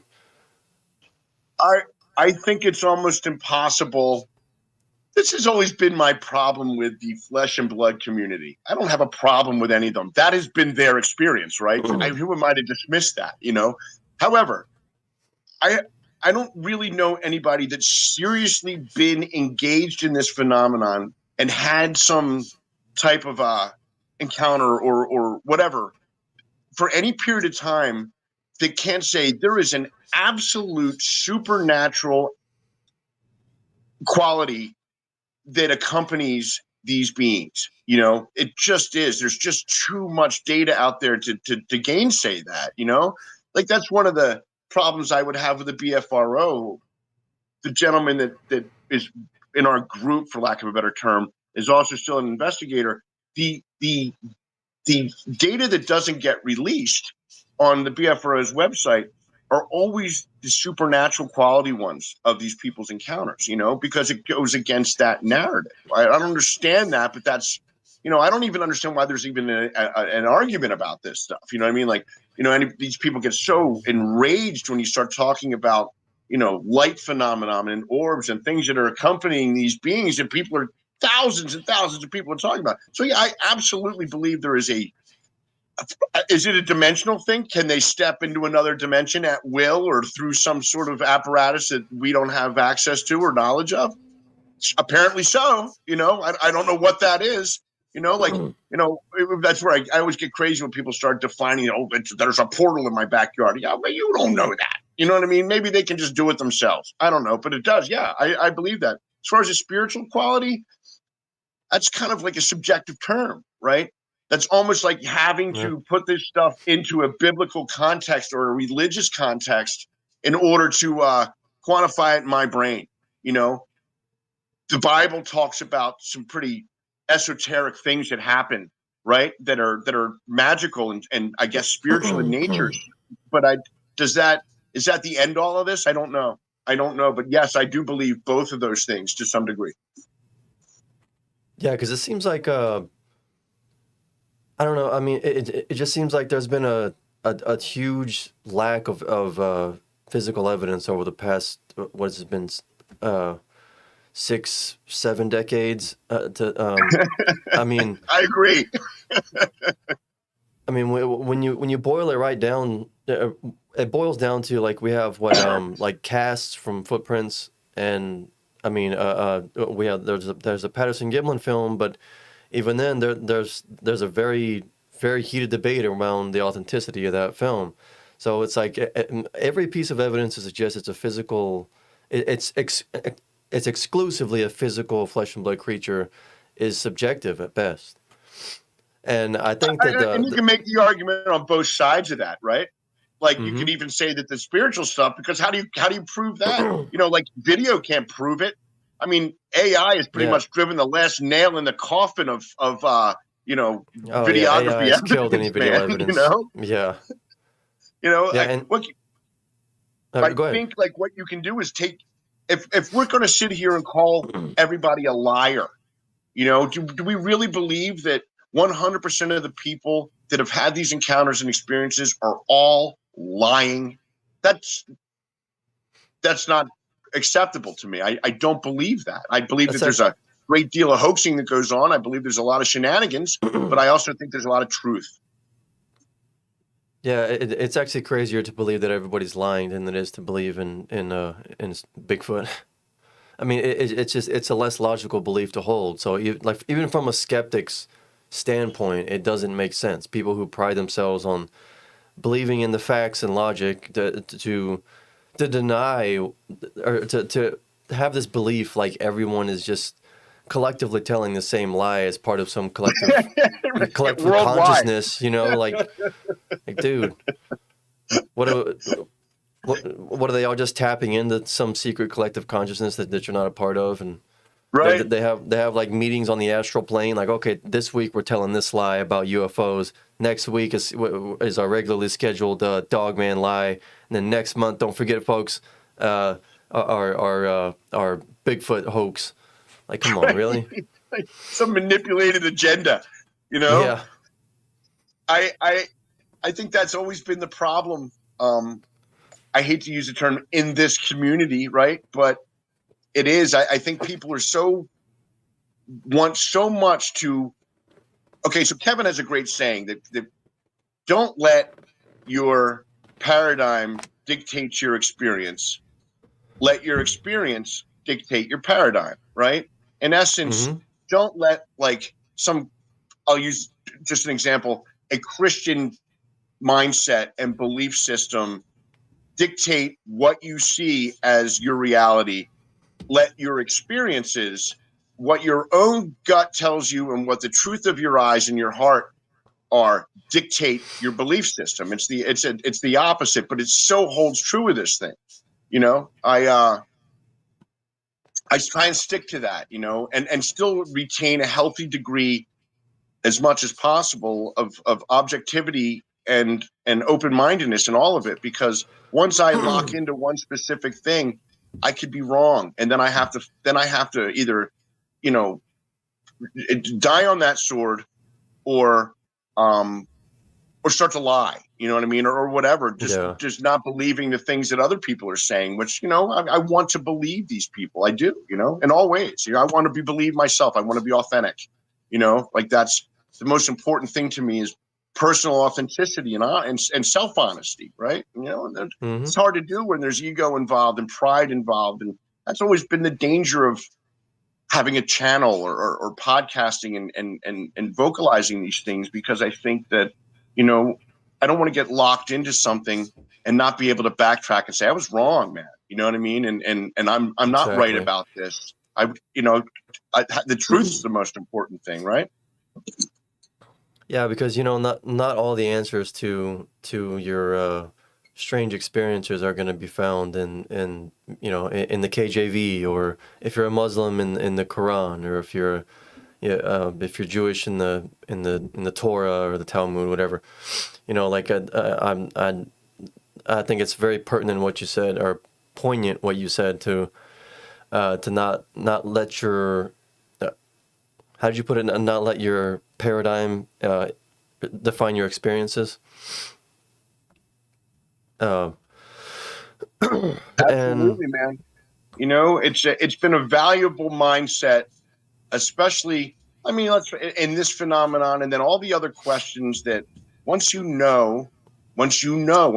know that this stuff was real, this was as reality as anything else in my life, as my children's birth and other things that I know were real, right? And so having that mindset, like, I've had to like unlearn things in my head and belief systems that kept me from being open-minded enough to maybe embrace some of this stuff. You know what I mean? Without having to push it into some theological narrative that it doesn't fit. Right? I won't do that. You know what I mean? I love other people that have that open-minded mentality. We can all argue about everything. I'm on Bettina's show. We don't agree with everything. I don't agree with amongst the Arizona Four. We don't all agree on what's happening out there at all. We're always, some of us are more Christian bent, and I identify as a Christian. I believe in Christ. I believe in God. I believe in the Word of God. But I also think that, like most things, it's all open to interpretation, and who's interpreting it? It's man, right? Fallible man, So that's why there's 2,000 different denominations all interpreting the Bible in their own way. Yeah. They don't agree, man.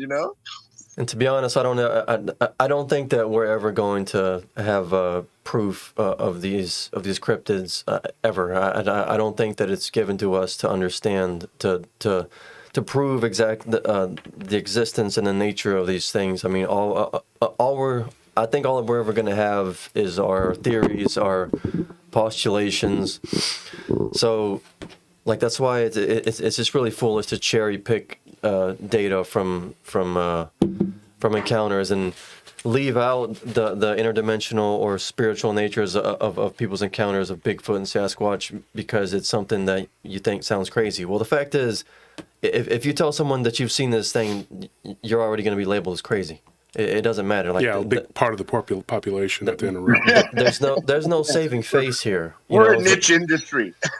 Yeah, and honestly, if you're in pursuit of the truth, you shouldn't care if other people think that you're crazy. You shouldn't care if you look crazy if you're in pursuit of something that you know to be true. It's so true, because I look at guys or people that have taken such a forensic scientific approach to this, which by its own nature divests them of the ability to embrace any degree of spirituality or supernaturality to this thing, right? Like there has to be some logical, scientific explanation for all of it. Well, that's just not there, right? They're not there. Those answers aren't there. You're not going to be able to quantify this phenomenon strictly through a scientific methodology. It's impossible. My experience is that the laws of physics don't seem to apply to these things at all. That sends that right out of the water. And so many of these other written in stone laws that educational narrative and academic narrative that's indoctrinated. And I use the term indoctrination, but that we're taught that isn't true. And that carries over into the history of North America, the history of Central and South America, all these histories that are changed or the narrative is driven in such a way that takes a lot of this stuff out of the equation, because I don't even know who they are at this point, but it doesn't seem to be allowed. Like you said, I don't think that we're ever going to have a defined answer into any of it. I don't. It's why we're here, though, right? I mean, it's a passion. It's a passion to understand. Yeah. Well, our conversation, when we've talked, and I'm not talking about when we make fun of each other about our football team's failures. I'm talking about when we actually talked, and it was very telling to me that, and I understood that you had a very deep sense of emotional understanding. When you spoke about what happened to you, like Anthony used the word poignant, that word actually is appropriate for that, because it was sort of, you kind of sounded a little bit sad and forlorn, whatever, but then you prefaced it with, look, it was better. My hand was better. And it was nothing short of a miracle. If these creatures are to be believed in, that they exist in the truest sense, which I believe is from a different, like they're higher up on a level than we are. I don't mean that they're better than us. I mean that they're from like a fourth level. We're on the third level. That's what I believe. Me and too. They can move in and out of our realm. They do have a higher ability, like they have higher, and so they can call upon healing and things like that. Now, the question is, why don't more of them do this? Now, I would hazard to guess that a lot of them are not interested in us in any way, shape, or form. However, agree with I that. know that there is a subset of them that are very interested in us and they don't like us.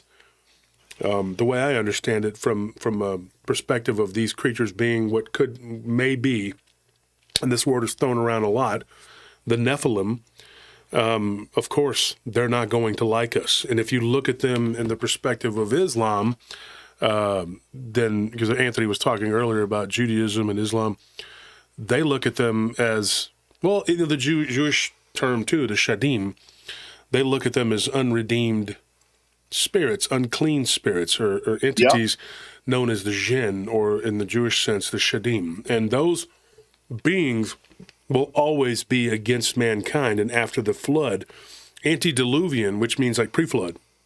Right. So if you hear me use that word, folks, that's what that means, antediluvian. Before the deluge, they were what ruled this planet. And now they don't. So it would make sense that they are not fond of us because we were the ones that inherited this place because they trashed it. At least that's what we're told. And of course, that's what we wish to believe. Now, people are always going to have their own narrative so that they can exploit whatever position or situation. And you will have people like the BFRO who are going to be at odds with people who are going to say, hey, these are not all flesh and blood. Now, I had somebody who, she's a relative newcomer to this field because she had a Bigfoot encounter last October. She asked me a question at a conference that we were at in Jefferson, and I spoke to this woman. And I told her, I said, my take on these creatures is quite different. I don't look at them as the same as like Ken Gerhardt or Lyle Blackburn. Lyle's somewhere in between. Ken is more of an aper. David Weatherly's like me. We all kind of have our own little niche. Nick Redfern, he's another one. Me and him, very similar beliefs, almost across the board. Barton Nunley, same thing. We have an approach that it's kind of a wait and see kind of approach. But in the meantime, the data is showing us that they are not purely flesh and blood. And I think that if you read my book, that'll tell the Bigfoot phenomenon. It'll tell you that. It's a pretty much roundabout way of saying, hey, I'm not an aper. But I don't doubt that the apes, this creature could exist or did at one time in that form. However, after the flood, it says that they will be evil spirits for all time. That means evil spirits. They will be evil spirits. It doesn't specifically say Bigfoot will be evil spirits, but it says that the Nephilim would be there as evil spirits. They will move in and out of our world because evil spirits can do this. And I don't think that every evil spirit is a demon. Now, if you ask a Muslim, they're all jinn. If you ask a Christian, they're all demons. That is not correct, and I don't believe that. However, evil is evil to me. There's just different levels, right? Like if I'm in a gang, I'm not going to care whether you're a Latin King or a Blood or a Crip, whatever. My gang is my gang, and everyone's against us.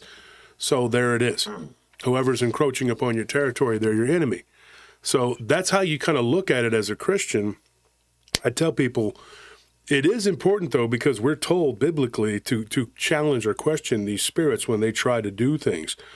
So my question to you, and I don't want to sound like at all like I'm picking a fight here, Chris, but I got to know, did at some point your Christian sensibility say, hey, I should question this healing, or is it kind of like I don't look a gift horse in the mouth, I'm going to accept it, it is what it is?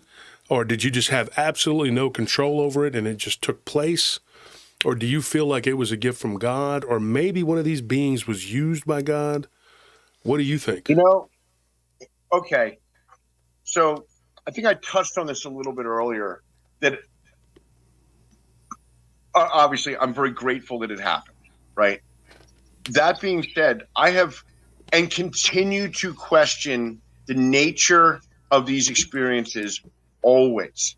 I mean, I've got, it's funny how no matter how much I try and divest myself of that narrative, that the Christian belief system is so firmly ingrained in me that it's what I fall back on. And like you, I've taken a deep dive into all of this, into the Nephilim theories. And I think at the end of the day, retaining that degree of skepticism, I firmly believe that I am capable of being deceived on such a massive level, because I just don't think I have the capacity to counteract that other than reliance upon Christ, right? To have some degree of discernment. You know, you hope that it's enough. I hope that it's enough, that I can discern with accuracy what's I'm seeing and things that have been done to me, right? Like I hope that's the case. You know, I have to believe that that's where there's a degree of faith that's got to come into play. But I question all of it, Josh. I question every bit of it. You know, so Kevin, there was a time in my life where I thought Scott Carpenter, rest in peace, was on to it, right? That he was 100%, his theory of these things being descended from Nephilim checked so many boxes as far as their abilities, as far as the narratives that were taught about the Nephilim themselves, right? You know, it would make sense, obviously, if these things were, you know, part angelic creature, part human, to maybe have some sort of higher abilities, you know, genetically than perhaps we do. That being said, you know, Kevin made this great point to me. He's like, you know, Chris, do you think that a Nephilim would be capable of A, would ever want to help one of us or heal one of us in pain? And B, do you think that they would have the ability to project a feeling that I discern as honesty of compassion and love? Would that not be something that was foreign to them and not an ability that they would have, regardless of whether they're capable of deceit? That made a lot of sense to me, you know? But then I also asked the question, I was like, Kev, you know, it's like, just because you're German doesn't make you a Nazi.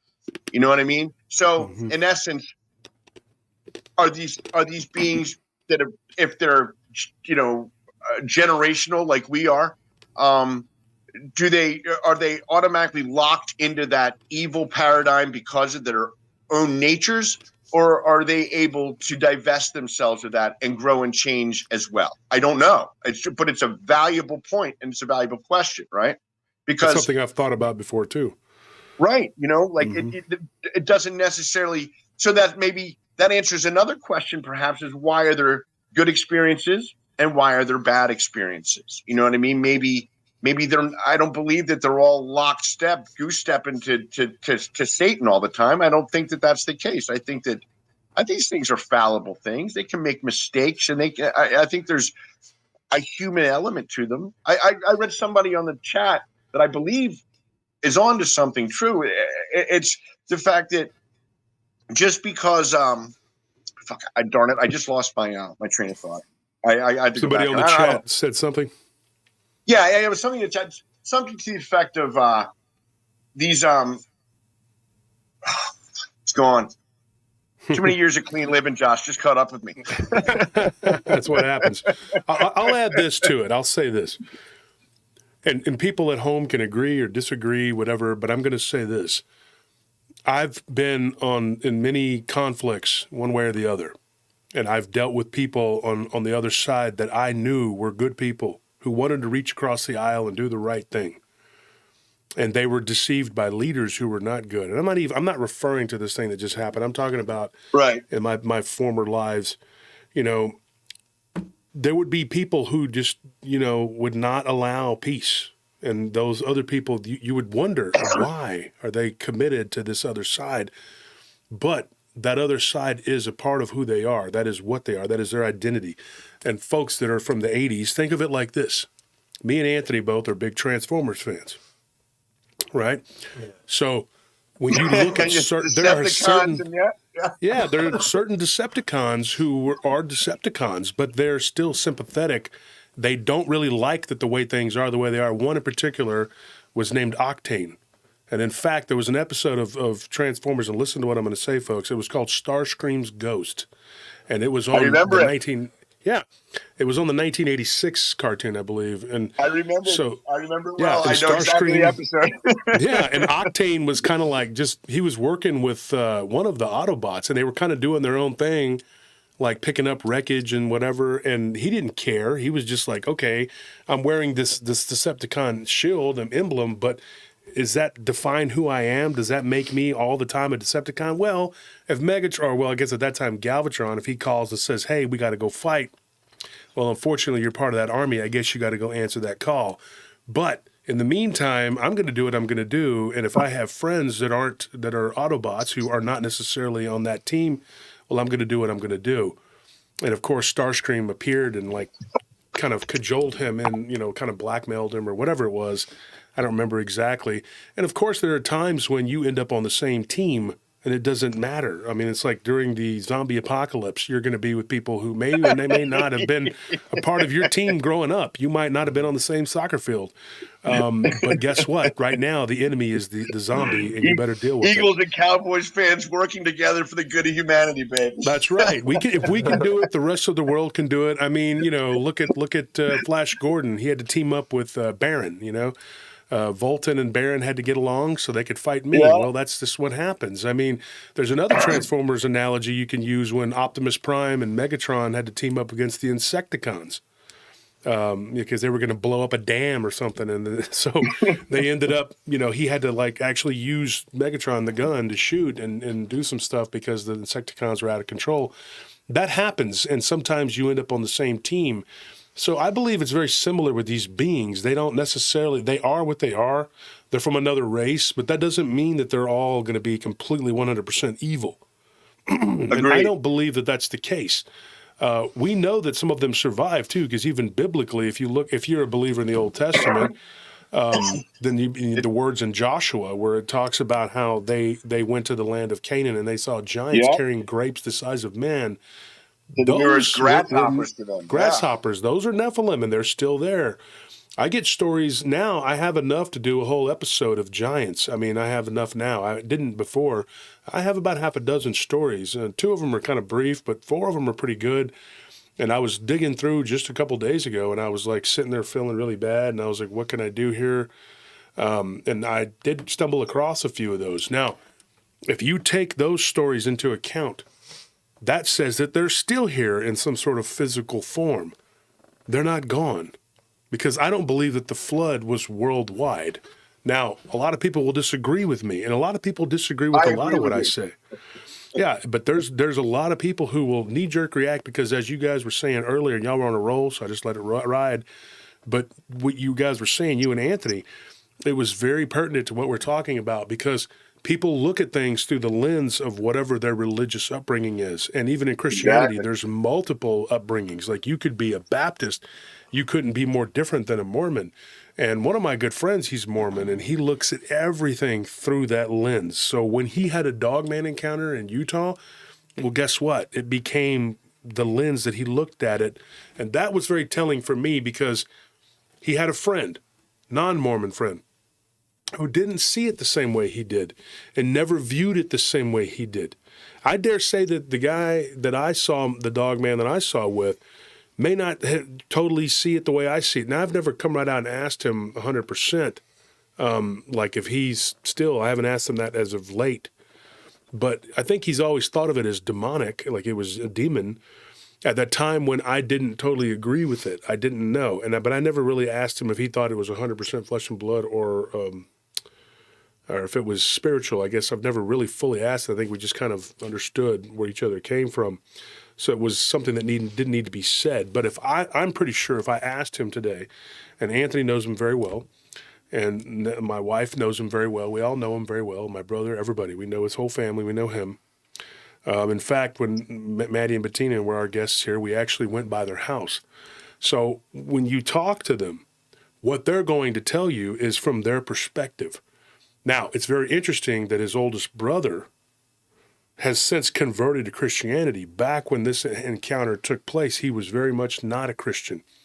He's been a very devout Christian for the past several years, but until then, he wasn't, and his dad wasn't, and they looked at it from a different lens, which was more of like it's a physical thing. paying lip service to his mother, and of course his dad paying lip service to his wife. That okay, it's demonic, whatever, but not really. More like it was just there, and it was just something there, physically there. But as they became Christians and they began to read the Scripture and follow the teachings of Christ, they became more like hyper aware of spirituality. And even though their house is haunted, I can attest that I lived there when I was young. That house was also something that they just thought of, oh, well, it's a ghost. And when Martha, the matriarch, would say, that's demonic, they would just giggle and laugh. But later on, it became like, well, maybe this is what the Scripture says, so guess what? Now it's demonic. So if you ask them now, it's a very different view from when we were young. I was always somewhere in the middle, kind of confused, didn't really know what it was. Looking back on it now, I know that demonic can also be physical. Very physical. People don't realize that. Yeah. So that's my take on that. I don't know if that clears it up or makes it murkier. I agree with you on literally 100% of that. I think I'm always, I live in a very Mormon area. I mean, the Southwest, Utah, Arizona. I mean, that's a hot spot out here. They call them the Mormon Mafia in the towns around where I live. It kind of can be. I've been around a few of them. One of my friends over there, he's I kind of gently chide him about that. I'm like, yeah, you're kind of over there with that. Right? People don't realize, though, the Amish kind of have their own mafia, too. There's some places where you got to be real careful what you say and what you do. Man. I know. Yeah, you might end up in somebody's trunk because you don't agree with whatever. So that's why I was in a small town in Oklahoma, and there were some people there, and they were saying some stuff, and I was just kind of like, okay, I'm agreeing because there's a bunch of people that know each other at this diner, and I don't know you. So I'm the odd man out. You talked about a few things that are, that are dear to me as far as looking for truth in narrative, right? From the giant phenomenon, the Mormon stuff is fascinating to me. It really is because, I'm not a Mormon. Their conception of Christ and mine and God, quite frankly, are so disparate that I could never embrace that. But I have to say that I've seen some things that give some degree of credibility to their own historical narrative, because it's fascinating. It really is. When you look at what their belief system is of from the tribal movement and how some of the tribes ended up in North America. I'm not so certain that there isn't a kernel of truth in some of that. You and I were talking the other day, and I was telling you about that a petroglyph site in Utah, north of St. George, that I stumbled across a couple of years ago. And it was fascinating. And is it worth relaying here? I think it is. So this place is a place called the Anasazi Ridge, and it's in a town called Ivins, Utah, which is about 10 miles north of it. It's a beautiful, red rock mesas, and so part of my thing is my wife and I in the summertime are blessed to be able to do some traveling, right? And I'm not a big hiker for hiking's sake, but if there's petroglyphs, I don't care how far it is. I'm going. I'm going to go look at it. In my experience, there's always activity around petroglyphs. There always is, And so we went to this place, and it happened. It was in June, right? So, and we get up on. It's about a 2-mile hike up to this top of this mesa, which jumbles down into a canyon, and there's a river that runs perpendicular to it. So in all through these rocks, there are hundreds of petroglyphs, and unique ones too. So I've told you the story. I'm walking along the ridge, and I see this woman, and she's filming a petroglyph, right? And she asks me, I say to her, "Oh, it looks like you found something interesting." And she says, "Yes, would you like to learn about it?" Right? And I'm good friends with this woman now. We've stayed in contact for years now. And in my brain, I'm thinking, listen, pumpkin, maybe I'll teach you something about these things, right? Well, that couldn't have been further from the truth. So, a long story short, this site is there's a shadow light interplay that occurs during different astrological occurrences, like the equinox and the solstice, right? And it's fascinating because there are there are shadows that appear at these times of the years that aren't there any other time, that are so defined, different parts of this. But the most fascinating one at all, and I told you this the other night, was she took me to a series of petroglyph panels, and what they are depicting is the Genesis story from right to left, as a Hebrew would have translated something. And this isn't maybe that's what these symbols are saying. It's literally, when it's pointed out to you, it becomes crystal. Like, how could you miss it? If you weren't thinking about it.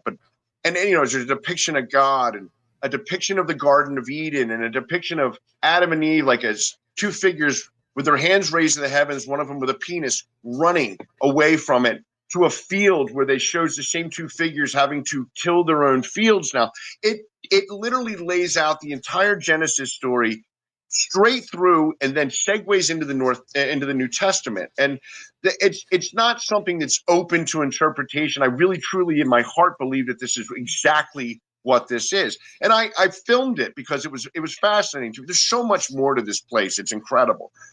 The flip side of this is that, although I do believe that carbon dating is subjective, because there's no way you could actually put a ground zero at the beginning of time and say, but it's good for certain segments of time, right? So the organics in the etchings of the petroglyphs at this site were carbon dated at 200 AD. So I asked myself the question, how could a tribe of Paiutes in Utah at 200 AD have awareness enough to lay out and etch the Old and New Testament into petroglyphs 1,300 years before Western civilization and Christianity in our narrative ever appeared in North America? That's an incredible thing to me. It asks a lot of questions. I defy anybody to come to this spot and look at this stuff and not see it for what it is, and then open up that door and start asking those questions. So I'm sure there are Mormons out there that are like, yes, you know what I mean? Because it kind of backs up their narrative. I mean, everybody's got a piece of the truth. I mean, that's the truth. I have a friend, he's Islamic, and there's two of them, and they kind of work together. One's Hindu, and they tease each other all the time. And they're always like chiding one another for their beliefs. It's not in a hostile way. They don't work with us, but they do this. And I just kind of like joke along, and I stoke the flames and play around. But at the end of the day, all three of us have, different views. And I don't believe that a cow is a sacred animal, nor do I believe that a pig is the filthiest animal on earth. In fact, having been around livestock for a big chunk of my life, I can tell you that cows are just as nasty and dirty, and so are chickens, as pigs. In fact, pigs will actually go and poop in one corner. Cows will eat their own poop, and so will chickens. Pigs won't if they can help it. But that's neither here nor there. That when I tell my Muslim friend, I always tell him, I said, look, what ends up happening is that these laws were given to you. They were archaic and old, but they made sense, because back in those days, trichinosis was a very real thing. You could eat undercooked beef, but if you ate undercooked pork, good chance you were going to get this parasite that would kill you. And so they were like, the pig is the filthy animal. Well, yes, and it can be. And they also said, well, also because a pig is a scavenger. Little do people know that pork is just as bad as beef, because our beef is just as bad. Beef, I come from a cattle state. I've seen cows eat things that they probably shouldn't be eating, and you'd be shocked at what they will eat. Chickens the same way. They don't go, what is this? And they don't really inspect it. They'll just eat it. And then they'll ask questions. And chickens are scavengers. They'll eat all kinds of bugs and meat and whatever you throw down for them. In fact, we went to a zoo recently, and we gave them mealworm. And I think it was Maddie that said something about what do we give this to? And I said, well, they have these chickens and these pheasants and these peacocks who give them the mealworm. And she was like, oh, chickens eat that. Yes, chickens eat live beings. People don't know that, so that nobody's going around calling them a filthy animal. Well, reason being is because it's an archaic principle and law that really shouldn't exist now, in my opinion. But back at the time, it's probably for the best. Because another thing, like the Jews, they don't eat shellfish. Well, there's a reason for that, because it could make you very sick. One of the times I've been food poisoned was by shrimp. That didn't stop me from eating it. It just made sure I cleaned it good, and I didn't trust it from that particular place ever again. I never went back. But, it didn't make me go, shrimp is a filthy animal. We should all stop eating shrimp. No. But back in the day, you didn't have that. You had this, if I eat this and I get sick, there's not some doctor that I can go to that's going to cure me. So we might make it part of our religion to be, let's overly cautious and abundance of caution and not eat those animals. So that makes sense. But they carry it on now, and then they tell you, oh, you can't go to heaven if you partake of that. Now, the reason us Christians can is because Jesus tells us in the Bible that you can't. So we're like, okay, that's fine. We can eat that. And in fact, he goes a step further and says, it doesn't matter what you eat. It matters what what comes out of your mouth. That's what's important. It's not what you're putting in it. He also preaches about the spirit and how much more important it is than the body. There's a reason for that. Your spirit should be powering your mind, and the mind powers the body. That is how it should work. But people don't adhere to that. And so everybody's religion has a kernel of the truth, even if it's a small one. It doesn't mean that I am that religion. I've been called an Islamic apologist. I've been called all kinds of stuff, dude. I mean, you name it, okay? And I've had people threaten me because they claim that I'm pushing Hinduism on them or saying it's like Christianity. I'm saying that there are similarities. And when I go deep into these things, I just have to shove out what everybody's saying because I don't care what everybody's telling me, because I know what the truth is. And so I'm going to preach, as people call it. I don't try to, but if it happens, it happens, and I'm going to preach to you the truth. I'm going to bring it to you. That's the absolute reason for this platform, the reason for this show. And what you said earlier, too, I want to touch on that. What you said about when you have a show, you kind of feel like there's this rigidity that you have to have, or it seems to kind of take hold. And then if the narrative changes, well, then what are you going to do? Well, here's what I could say to that, Chris, and this is most important for everybody that's listening. My old co-host, Armando Salazar, was very much a stitching guy. He was like, hey, Zechariah's stitching, this and that. And I was not on board with that. For the first part of the show, I would say the first year and a half, I came around because I started doing more and more research. And when he asked me to read something, I didn't just throw it on the table. I said, okay, as a friend, I will read this. Stitching was brilliant, man. He really was. Mm-hmm. And I went deep into those, and I bought those books for Anthony. And Anthony and I both have gone down and dug deep and read. Tony claims he has. I don't believe it. But anyways, we all, Tony just says, yeah, I read it too. Sure you did. But everybody has their... great book, man. Oh, yeah, those are good. There's a whole series of them. I mean, and when you go through and you just go down the rabbit hole and you keep going, and then I found other things to read. And I got more and more encounters from people. And as our volume got bigger, I started going and saying, hey, this is not the way it is. I mean, there's more to this. There are layers. And I just went deeper and deeper and deeper. And the show has helped to shape my opinions, which are ever changing and evolving. And I believe that that's one thing that the audience enjoys, is that it's very interactive. And we all are kind of on this ship together where I'm the captain, but we all have a say in what we believe is happening. And that's what the chat is for.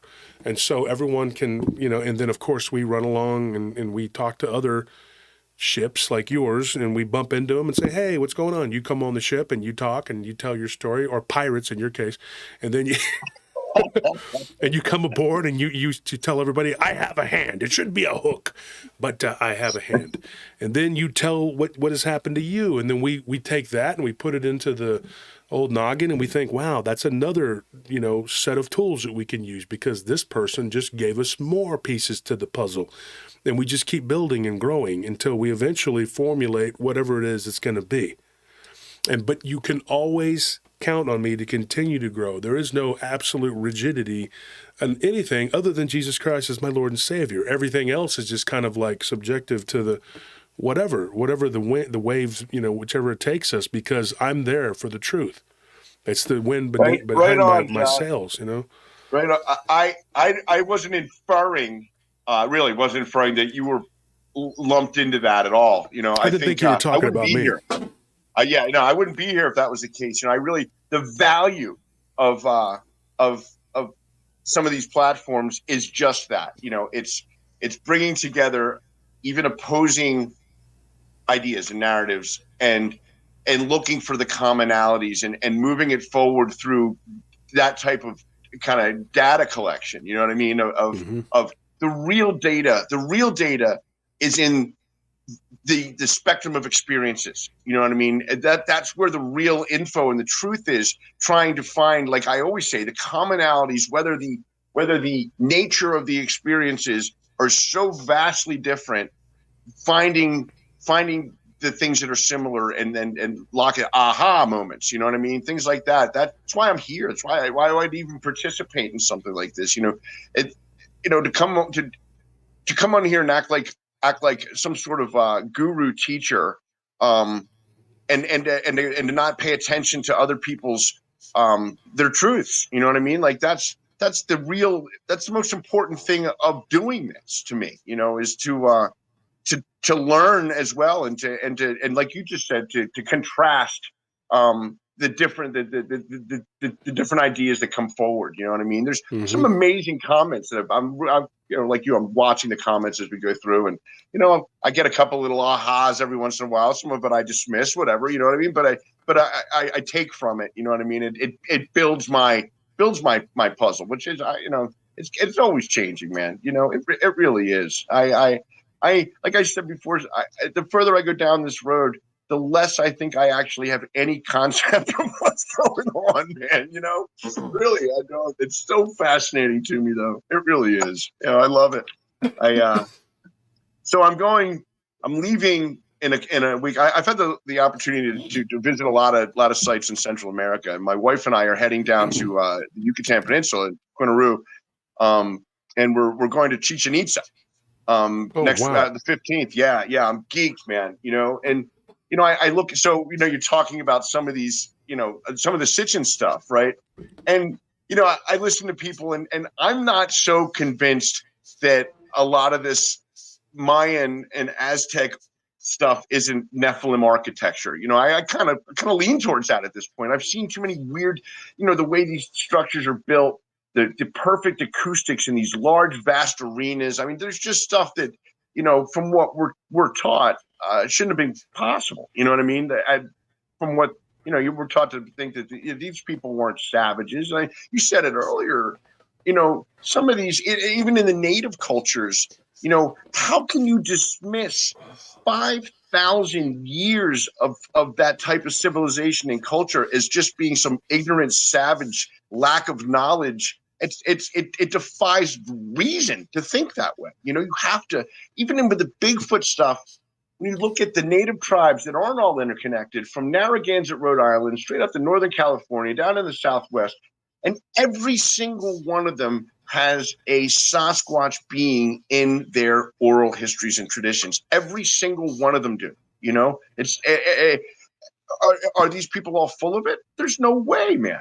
I spent a lot of time out on the res. The Navajo res is 40 miles from me, the big giant one in northeastern California or Arizona, and I get to hear a lot of these things, and they're so matter of fact about it. It's just accepted part of their life journey. You know what I mean? And something that it's not an accepted part of our civilization and of our culture's life journey, but not what we're taught anyway. Yet it's taught there, it's not something you could possibly dismiss as just being, trite information. It's not.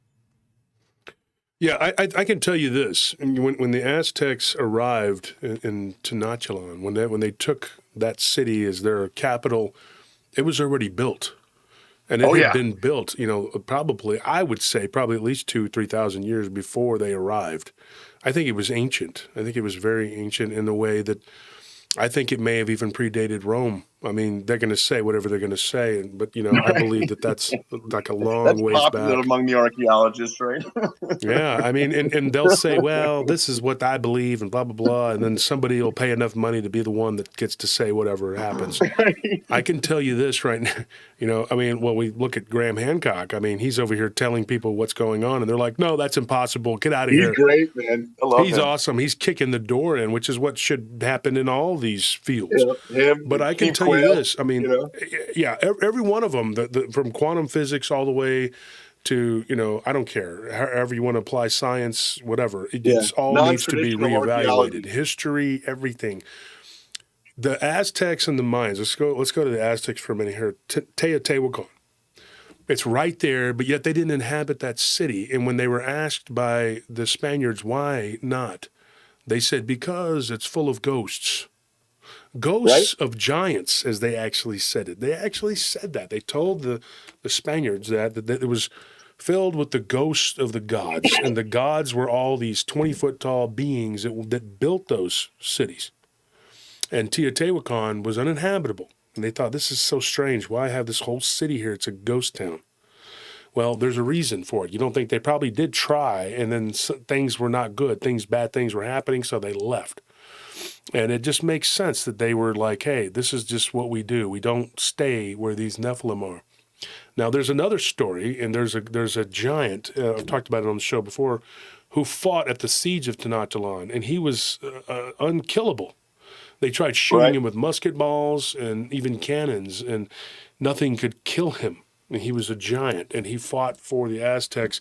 I'm going to get into a whole dissertation about him, but he was one of the army that fought for the Indians against, But then again, there was a lot of natives that fought for the Spaniards too, because they were being genocided by the Aztecs. So I'm not one of those people that takes a romantic view of it, because they were killing and destroying their neighborhood so fast that they almost couldn't keep up with the amount of blood they needed to shed.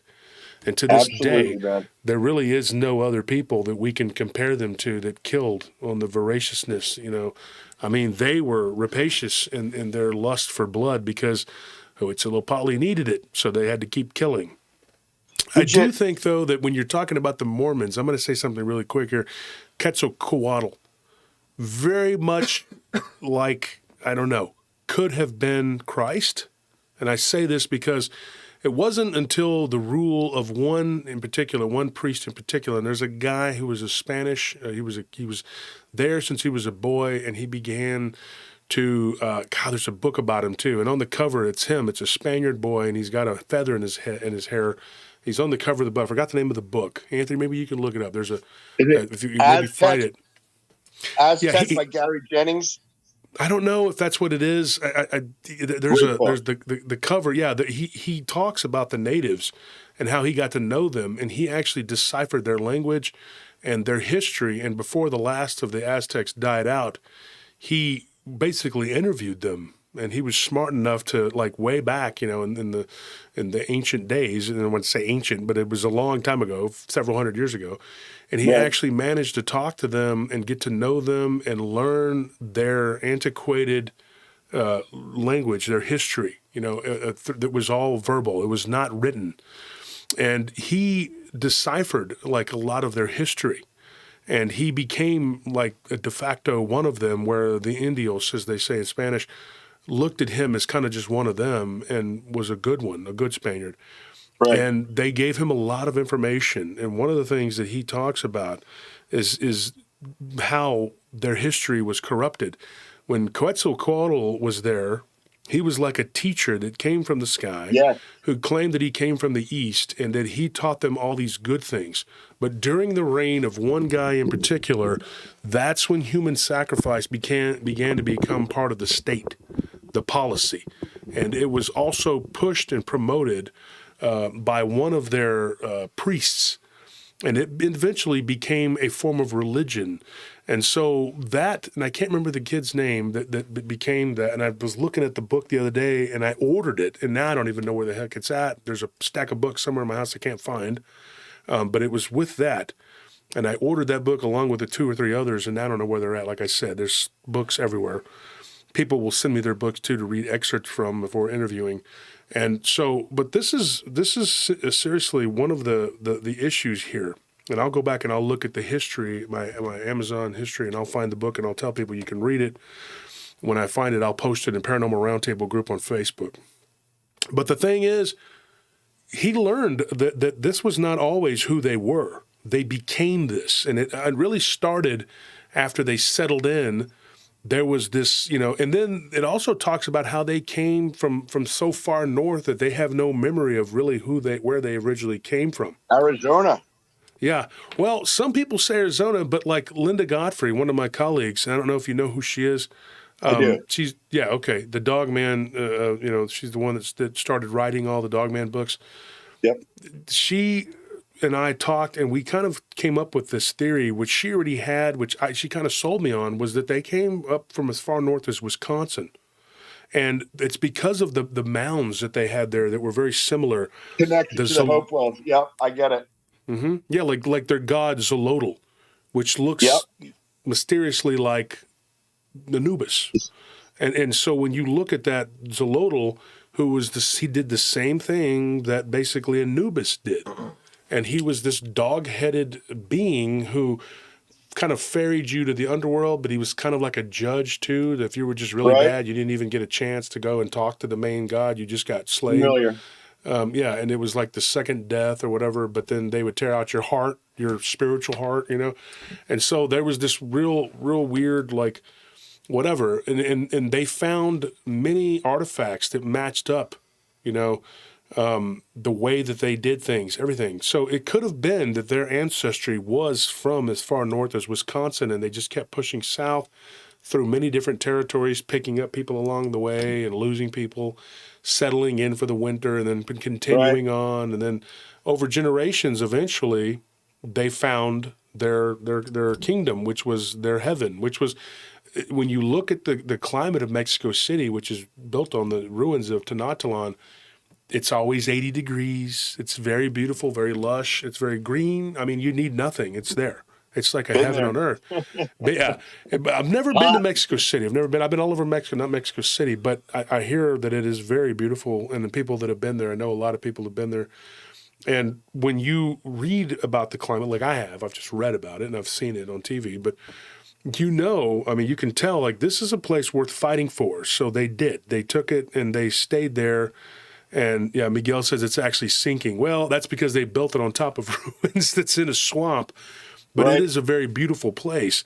And when the Aztecs found their Elysium, as you would say, they decided this is it. We're gonna build here, whatever. They had legends of someone who came to them at some point and taught them the good things, which was Quetzalcoatl, and he was going to return. Now, humans live such short lifespans, everyone thinks, well, this guy's going to return in the next 20, 30 years. That's not how it works. One divine year, as we know, is 365 of our years. So if Jesus says, I'll be back in 10 years, that's a long time. That's 3,650 years, because that is a divine year. Now, where do I get that from? I get that from the Hindus. They believe that that's a divine year. I believe that they have a lot of validity to that because 365 days is our calendar, 365 years, that makes sense. And it also adds up if you look at the yugas, the different time frames. And I think the Mayans had their own time frame. When you go to the year Reed 1, when you backtrack that to 2012, well, that's when CERN started up its bullcrap. Yeah. And it all kind of adds up because they were saying, hey, everything kind of falls in place, and all these ancient people who they thought were just full of crap. I got a Mayan calendar in front of me right now. I'm looking at it. Mm-hmm. Yeah, well, I have one in my office. It's just there. I don't, but it's crazy because they didn't use a lot of written language either, but they did feel the need to tell everybody, hey, the world's going to end at this point. And everything after that's just bullcrap. So, this could be while we're all in this weird Mandela effect. There was somebody in a group earlier that had said something. It turns out he has a show. I'm going to try to get him on, too. And we were in Tony Merkel's group. I think it was, I forgot the name of his, the Confessionals. It was on his, and I saw that. I was looking through Instagram, and it came up. And me and this gentleman started going back and forth, and I was like, that's very interesting. Because he was pointing out all these different times when these things would happen with the Mandela effect, and it coincided with the Mayan calendar and, of course, CERN. Right. And it all adds together, But the thing is, and the biggest problem we have, but it's no excuse because I'm one of the busiest people that I know. people say, well, I got really busy. I couldn't do it. I was, whatever. They keep you working constantly and busy and chasing the dollar so that you're not paying attention to what's going on around you. And I hear all the time people say, well, I like your show because you lay it all out there in chunks that we can digest, and then we end up, people say it all the time. They tell me that. I like that you're leading it to this, whatever, the knowledge. But if people were to stop and do the research themselves, they would find the answers to these puzzles would all be solved. And it's not that difficult. It's just because we're so wrapped up and busy in our job and with kids and work and all this other stuff we got to deal with, and holidays. Man. Nobody's paying attention. And then the whole time, these people that are keeping us stupid, they are robbing the house. And then we're sitting here going like, well, what just happened? Exactly. We were too busy with our head in the sand. Yeah. It's disgusting. Yeah. I like you, I've taken a pretty deep dive into Aztec and Mayan culture and lore, and I've been really lucky to be able to go and look at these things, you know what I mean, and check them out. I think the Quetzalcoatl stuff is fascinating to me. It just made me think of something that I just never really put a piece together. But I've been to the Serpent Mountain. I've been to many of the Hopewell Mountains, in Ohio, and I know enough about, and that ties into Mormonism too, because without a doubt, there was an advanced culture around the Great Lakes, also in the Ohio Valley, and like you said, segueing down also into the Southwest, and I do know that Quetzalcoatl was a messianic figure for these people, absolutely, and his depiction in Aztec lore is always as a winged serpent, right? And I never thought about the Serpent Mounds having that connection to that, because they look very similar. Some of those depictions of the Mayan or the Aztec winged serpent in the Serpent Mound itself. I mean, really, really almost identical, maybe without the wings, but and then that answers that question, right? The Mormons say he came here, right? Exactly. I mean, their history is fascinating. What they believe, it really is. It really is. I've read it. Yeah, the Book of Mormon. I mean, I've read the Book of Knowledge too. The Jehovah's Witnesses. Don't freak out, people. I'm not converting. I'm just saying. Hey, I've read it all. I mean, man. It all is. It's all who part Tim of it. Alberino is, right? Oh yeah. Yeah, I love his breakdown of how he believes that the Phoenicians and some of these other maybe less archaic but still ancient tribes. They were the ones that became the natives. Is that what you're talking about? Yeah. Yeah, exactly. Fleeing, great mariners as well. And I also don't believe. I've always said that the flood was a matter of perspective, right? If you're a Jewish shepherd in that times or whatever was going on, a Nephilim shepherd in that time, and there's a great deluge where you live, that must look like a worldwide catastrophe, right? On the flip side of that, every one of these cultures, even in North America and the Pacific, all have a flood story. There was definitely some cataclysmic event. Whether it happened at the same time, who knows, right? But I love Alberino's idea that when you talk about these structures in Mexico being inhabited before the Aztecs got there, I believe that 100%. I've seen enough evidence that would back that up. You look at like the stuff that Steve Quayle's pulling out of the ground in Mexico and Oaxaca. Oaxaca. Yeah, Oaxaca is really. There's a lot of weird stuff. We covered that recently, right, Anthony? The Oaxaca. What is that? That demonic witch woman. Yeah. That terrorize those people in the village. Yeah. Alberino's. If you look at him, like there's some people out there, really unsung people.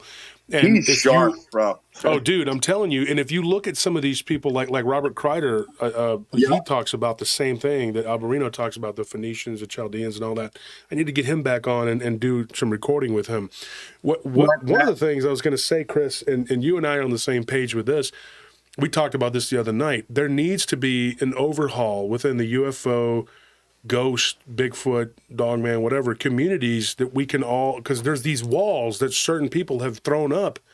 They've built these walls, and we have to knock them down so that we can all be one together, because we're never going to find any kind of conclusion to any of this and come to the truth. If we keep saying, well, you're into the Dogman, I'm into ghosts, you're into Bigfoot, I'm into UFOs, that's all connected in ancient There's a civilizations. common But, thread through all of it, man. yeah, and there's these gatekeepers in each of these communities, and they're I'm the good with that. dumbasses that get the shows. They get to be on TV and spout off their very just very shallow, narrow narrative, and then that's it. They paint a picture, and you're supposed to go, well, this is how it is because I believe. And then what they should do is just come out and say, well, I think what's best for me in my pockets is that you believe my bull crap. There's a little truth. Yeah. I mean, you got one guy that takes his shirt off and runs around screaming, "Come on, Ghost, I'm kick your ass, bro!" Like, how many times can you watch that? And then the other dude that's like putting donuts out, those people from Finding Nothing. I can tell you right now, I would rather eat my own vomit. Those guys are in my tail light, in my rearview mirror, man. You know what I mean? I got no time for any of that. None of it. I can't do it. And they just spew the same crap, and then people. And every time I tell someone locally, I'll be like, I have a show I do. I'll give them a card or whatever. They're like, "Oh, you mean like that guy that goes around yelling at?" No, I don't. And I don't go to investigations and with the EMF and go, "Oh, I heard something. There's a spooky ghost here. I heard a." No, I don't do that. That's not fabricated what I do. Content, man. Yeah, exactly. And drama effect. To get on those shows, you have to agree to lie to even be on there. You got to go like, "Yeah, okay, I'm going to just lie." Are you okay with lying? Okay, yeah, sure. Are you okay with denying your Lord and Savior? They're like, "Oh, yeah, whatever. I'll do whatever, man. I'll eat a baby. I don't care," because they will, and they'll do whatever it takes to get on there and spew, bullcrap. Yeah, coming to the conclusion that I don't need that in my life. Like that's been very liberating. Like I can do this. Nobody can destroy me. I don't have anything to destroy, you know what I mean? Other than my own integrity, you know what I mean? So like to be able, I don't have a dog in the hunt like that, you know what I mean? So it gives me the opportunity to be here with you and just, hey man, this is what I've seen.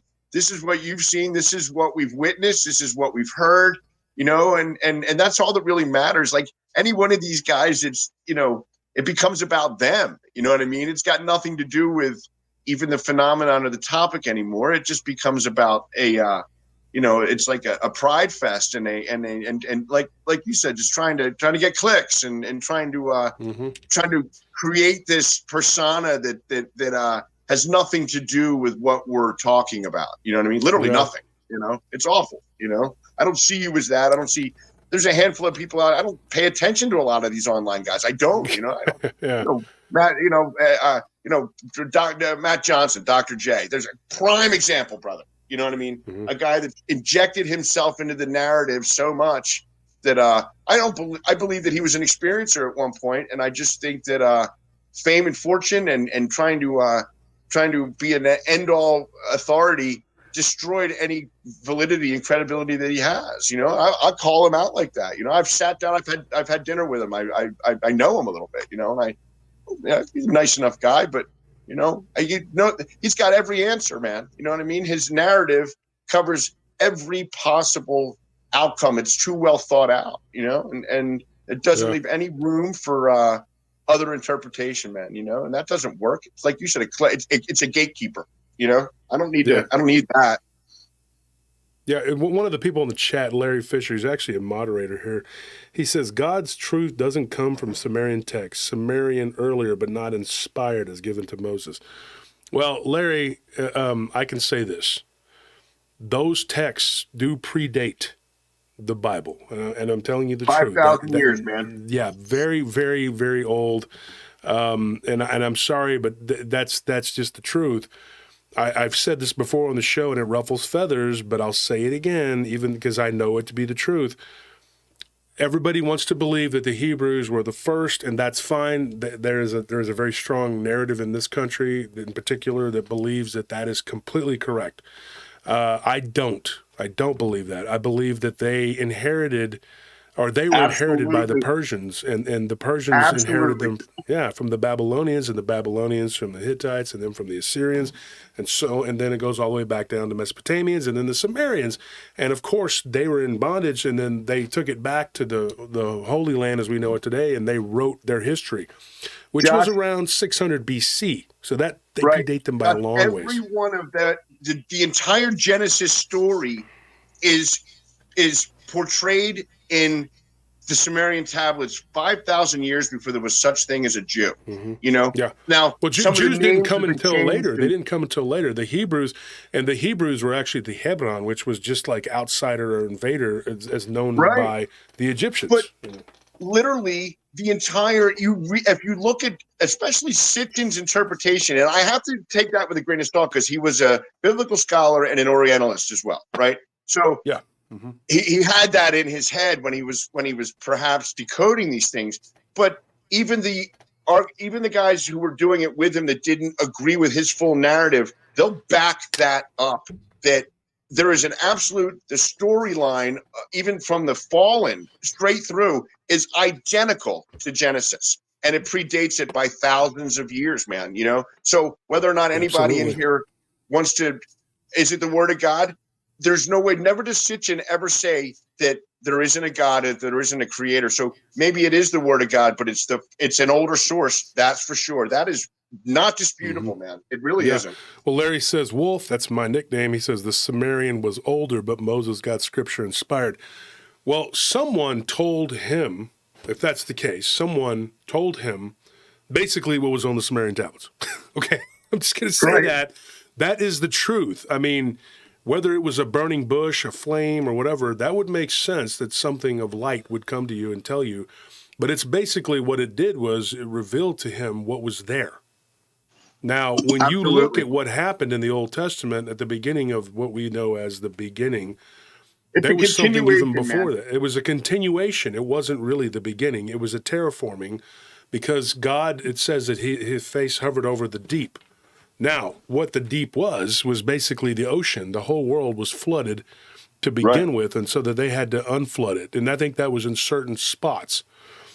Look, there's going to be people who are never, ever, ever going to believe, even if it's common sense and it's right there in front of you, they're not going to buy into it. Then that's fine. I don't care, Larry. I know you on a Doesn't even personal matter, level. right, anymore. He's a great guy. He's a great guy. He's a good guy. He's a supporter of the show. He's a what do you call him? A sponsor. So I don't want to push him too hard because he's a good guy and I like him. But I disagree just a little bit. I believe, I know it says that nothing was made that was not made by God. But what I'm talking about is the question is, what is who or what is God? That is what you believe is God is not necessarily what everyone believes is God. Because when the Arabs call God, there's Christian and Muslim Arabs, but they both refer to God as Allah, which basically means God in Arabic. But that word was brought out of one of the many, many translations in different dialects of Arabic. Allah is actually of the 249 ancient gods of the Levant. That was the moon god, and they used the lunar calendar. And to this day, and I argue with my Muslim friends and tell them, you're looking at a lunar calendar. That's why Ramadan jumps around every year. It can be in April, and then a few years later it's in August, because you're using a lunar calendar, and they even use that on the Ottoman flag, which carried the banner for Islam for hundreds of years, and that is the crescent moon, and that is the name of the leader of their pantheon of gods. The moon god was Allah. And they say, oh, no, my friend, we don't worship the moon god. Well, but you're just saying God. And everybody says God this, God that, God. But who really is or what is God, and how much of the Old Testament, when they talk about the Elohim, that's not the same as Yahweh, and that's not the same as Jehovah. Now, what they did was they crafted the book in the Old Testament in particular to make it look like there was this one continuous, just one God, but just had a bunch of names. Now, why would one group of people answer this question to me, folks? If you can answer this question, you win the $1,000 no prize, okay? Here's what I'm going to tell you. Why would one group of people, if you and I, Chris, and Anthony, and a few other people created a religion, why would we name our God 5 different things? We're not going to name him, Buttercup Beanie and Bubblicious Fisheye and then, Cactus Rye My Eye. We're not going to name him all these different things and say all these different things and call him, unless he's different. You wouldn't call him a billion different names. And I'm not comfortable with people when they start praying with me or for me and they say Elohim, Yahweh, Jehovah. I stop and say, okay, you know what? Look, you're praying that you're invoking different names that I'm not recognizing as God. I follow the Father of Christ. When he says there is no way to the Father but me, that is exactly what I mean. That is, people say, well, you're supposed to take it literal. Well, there's literal right there. Okay?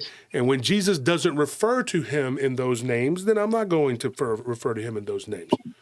The Elohim is a plurality, meaning like sky council, okay? That is not God to me. So when the Old Testament says that, I don't take that as that is what that is. So I'm not trying to be on a soapbox here, and Chris, I apologize, but I'm just trying to lay it out there that this is how I believe, and you're not going to convince me that this one group of people had 8 different names. I don't believe that. Why would they do that? Why would they say that? It defies common sense, man. It defies common sense. They weren't a stupid people. They created a religion that's being held fast to this day. But it is also based on much older religions. Ibrahim and Sarawati, those 2 people have nothing to do with Hebrew. They were not Hebrews. They have nothing to do with Islam. And Islamic people claim them as Arabs. And, the Jewish people claim them as Hebrews, but they were not. And I'm sorry that it makes a lot of people mad, and they can shake their fists and get the King James Version out and scream at me all day long. And you can scream until your, face bleeds. It doesn't make it true. And I'm sorry that I break a lot of people's hearts, and people get mad. They get so mad, but I don't care. The truth is the truth, and they can shake their hands at me all day long. I'm going to sit up here and tell you what I know to be the truth. And people say, I've had somebody email me recently and says, young man, this is an older guy, he's chastising me. He says, you're risking your soul in hell. I said, there are a lot of things that I do that could risk my soul from hell. But one thing I don't risk my soul from hell is telling you the truth about the Bible. And so I said, you have a good day. Enjoy the show. And he's like, no, I will never listen to you. Then don't do it. Go find the water of knowledge somewhere else and drink from it. Yeah. But don't die of thirst while you're looking. We all got to stand up for what we believe in, man. You know what I mean? I think, trying to reconcile some of my own experiences and maybe things that I've investigated and have questioned with my fundamental core faith, that's been a slippery slope sometimes, man. It really has been. Going back and investigating some of these, taking a deep dive into Islam or into Judaism and into Christianity and into some of these other Eastern religions and philosophies, and trying to find nuggets of wisdom and truth in it, and then reconciling it with my own belief system. It's an ever morphing process. It really is, because I don't want to be closed-minded and be like a fundamentalist Christian and say there's absolutely no room for reinterpretation or for understanding. You know what I mean? That maybe isn't something that I was, raised with as a Presbyterian as a kid. You know what I mean? Like I don't kind of identify as a Christian in a denominational way anymore. You know what I mean? Because I don't think that serves me, and I don't think it serves my faith at all. No, it's a rigidity that you can't, that you're trapped in a box. And when more things come to light, they don't accept it. They don't. And, there's all these different sects of Judaism, Islam, and Christianity. And which one is correct? I mean, are the Shiites and the Sunni, they fight each other. But I have my Muslim friends over here. They're like, no, that's not happening. I'm like, yes, it is.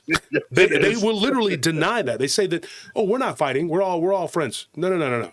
Maybe here you're friends. When they Over start there, getting along, we should all get nervous.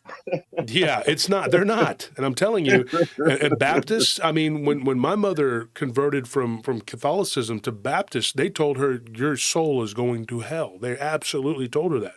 And she's like, well, I'll take my chances, you know. And then when she left the Baptist church to go to non-denominational, they said, your soul is going to hell. And she's like, well, I've been told this before. I'll take my chances. I mean, you know, she did have a near-death experience, and she did see hell, and so maybe, but which of those, I always joked with her, I said, Mom, which one of those religions that you left, which part of that religion made you, you know, what made her have that problem, which Jesus himself told her in her near-death experience she had, what he said was love and forgive. That's what he said. He didn't go to her and go, you know what, back in 1988, you left to go become non-denominational. I'm going to give you one more chance to get it right. Christ doesn't really push fear in his story, you know, No. and yet it's the opposite, you know, and that's the God and the Christ of my understanding isn't fear-based at all. Yeah. You know what I mean? Like, we all go through our own trials in life, and we have our, you know, hand amputations and drug addiction and all the misery that encompasses poor choices, you know, and, you know, my fear is ever reliving that. You know what I mean? And trying to be a better person. And what I believe and what I, you know, as far as my fundamental faith in Christ and the Father is that he doesn't want me to live in fear. He wants me to live in hope, you know? And so I reject that mentality, you know, like your mother being told, you're going to, you know, if fear is what's supposed to get me through the dark and the doors of a church, I don't have any business being in there, man. You know what I mean? Not at all. Yeah. So that being said, Chris, I'm going to let you run, but it was great. We had a good time, and thanks for coming on the show and talking. You were an awesome guest, and I'm glad to call you a friend. I think you're a very, very intelligent person, and I applaud you, and I'm glad your hand works. You're kind of like Luke Skywalker. I don't know anybody that's ever happened to. I've heard of people except I've never known anybody like that, though. So that's pretty cool. It was a pleasure. Thank you for having me on. Perhaps it's been a little bit of time coming. I'm grateful for the encounter and the experience, man. It was great, and I want to thank the people that hung in there and listened to me blabber away for the last couple hours. No, you didn't blabber. You did good. Thank you. I appreciate that, man. Hey, Happy New Year to you and yours, and thank you, everybody. I'll talk to you soon, brother. All right, man. I'll see you. Go Cowboys. Go Eagles. Later, buddy. I thought you were going to get me with the Eagles. I had to do it. I was trying to be cool. Well, being Cowboys, they are cool. That's the thing. All right. I'll see you. We'll pray for you on that one, too. Yeah. Right back at you. All right, bye. Later, brother. So that's Chris Kramer, folks. A good guy. Met him through Bettina Moss, a mutual friend of ours. And, you know, of course, everybody knows who Bettina Moss is. And let's fix this. Hold on one second here. Let me take this. Where did I fix this at? Oh. What is it? There it is. So everybody here is entitled to their own opinion. And Larry, you're entitled to your opinion, and I love you dearly. Even though you're an Aggie, and actually I don't really care because I root for the Aggies too. It's all good. But I still, there's a lot of people who come at me sideways over religion all the time. And I tell people I'm not religious. I follow Christ. I say that all the time. I will never back down from that. I will always say that. At the end of the day, I love everybody because that's what Christ told us to do. And I think he knew. I think he knew that everybody is a sinner. Everybody is weak. Everybody fails. Nobody is perfect. I'm catching flack right now for forgiving these other people. And they said, well, you know, they're going to keep doing what they're going to do. They're going to use their people, whatever. I said, they're going to do whatever. I don't care what they do. I can't control what those men do. I can't control what's in their hearts. All I can do is keep my word and control what I do and be the best person that I can be. I don't have any ill will toward those guys. I hope that, you know, the gentleman I was talking about earlier, I hope he doesn't take offense to what I said. I set the record straight because I wanted to make sure that we're on the same page here. People, I'm not going to be, you know, doing projects and doing all kinds of stuff. I have no plans for that. But I can say this, I don't look at them now as an enemy because I forgave them and they forgave me. Hopefully it sticks. And if it doesn't, it doesn't.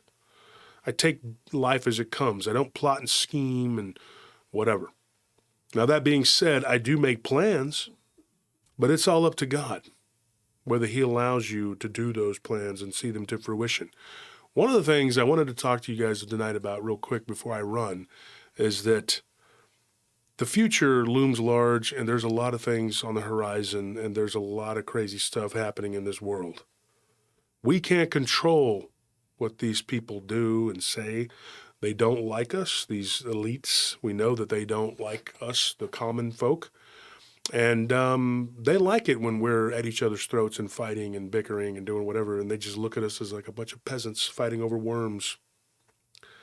And it is in their nature to continue to stoke the flames and keep us divided.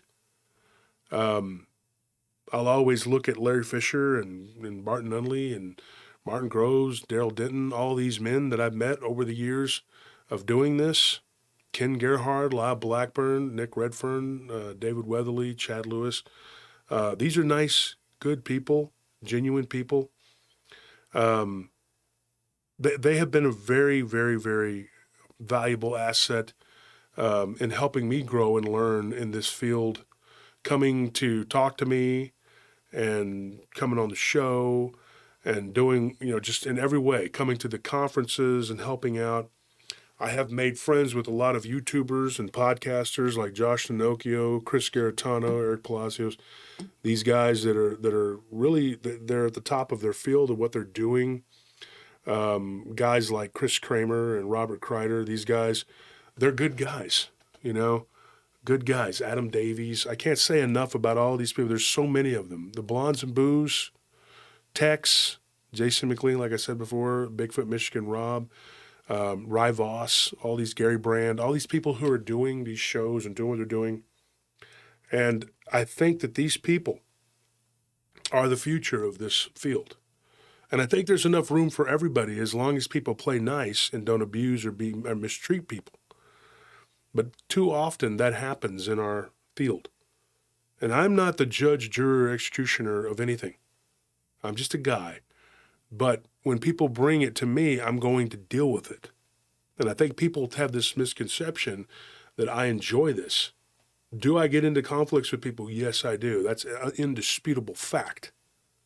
Do I feel justified in it? Yes, I do. One of the things that this crazy drunk lady said the other day, which I watched a little bit of her rant, I didn't get to see a lot of it. Somebody very close to me took the time to actually watch that just meltdown. But I want to address one thing. She brought up the cryptid huntress. And that I said a bunch of mean things about her, and then I backtracked all of it and said it was Mike. I'm going to address that right now. I don't know who it was that did and said the things that they did and said. And I backtracked on some of it. And all I did was I said, look, maybe some of it's right, maybe some of it's wrong. But the fact is that she was stoking the flames. And I said this right here on this show. That doesn't mean to go out and mess with her or attack her. I don't want anything to do with her, good or bad. I tried to reach out and be nice and be friends through a mutual friend and tell her, look, if I was wrong, I'm sorry. I still don't know 100% if I was wrong or right because there was so much of this fakery going on. How could you know? The situation with her was very much like the Clone Wars and Star Wars. It was the prelude to this big war that happened. And she was a pawn that she could have been a pawn that was being used to fight a war by proxy. I may never know. But the fact is that I reached out and was willing to come on my show and say that I may have been wrong and apologize publicly. So to be assaulted and attacked by this salty, whatever she is, lush, and that's what you appeared to be on there, making these accusations. Do you think I'm going to run and go, oh, no, I've been found out, Scoob? No, there's no shame in my game, and I'm not going to lie. If I make a mistake, I admit it. And she attacked me for doing that, for coming out and admitting that I was wrong.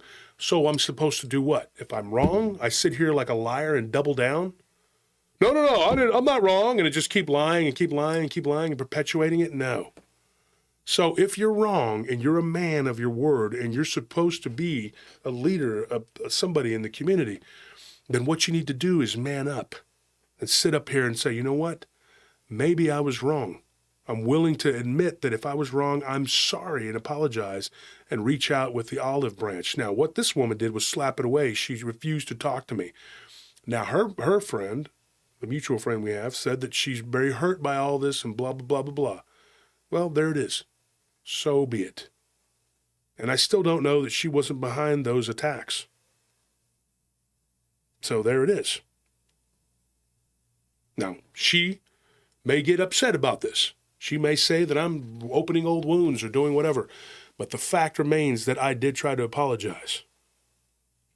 Now, she has her right as an adult to not accept that apology. But I also have my right to question things and people's integrity.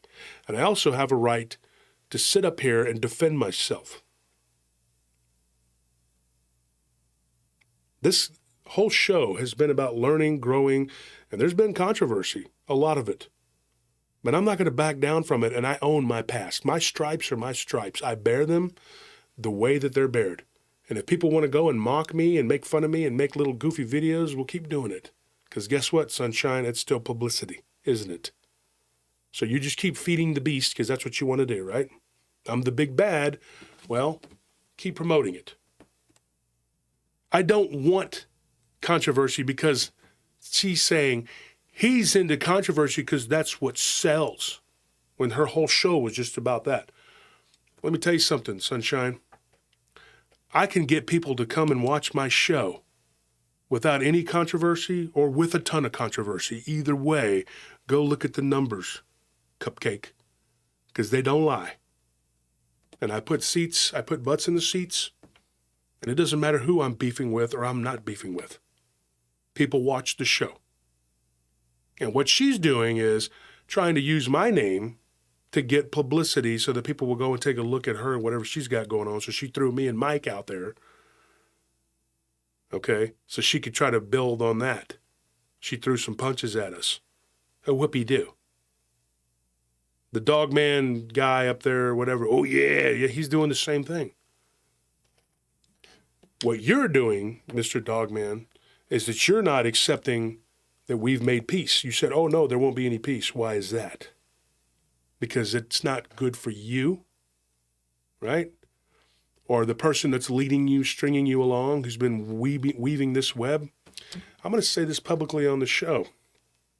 When we backtrack some of these fake accounts, well, guess what? A couple of them came from a place where Mike's sister lives. So explain that one, that y'all want to jump on the bandwagon. And I said that in front of everybody. Yes, I said that. Now, she's on the warpath. She's on the rampage, going crazy, going to hell on us. Can't stand that we've made peace. So I will continue to be attacked.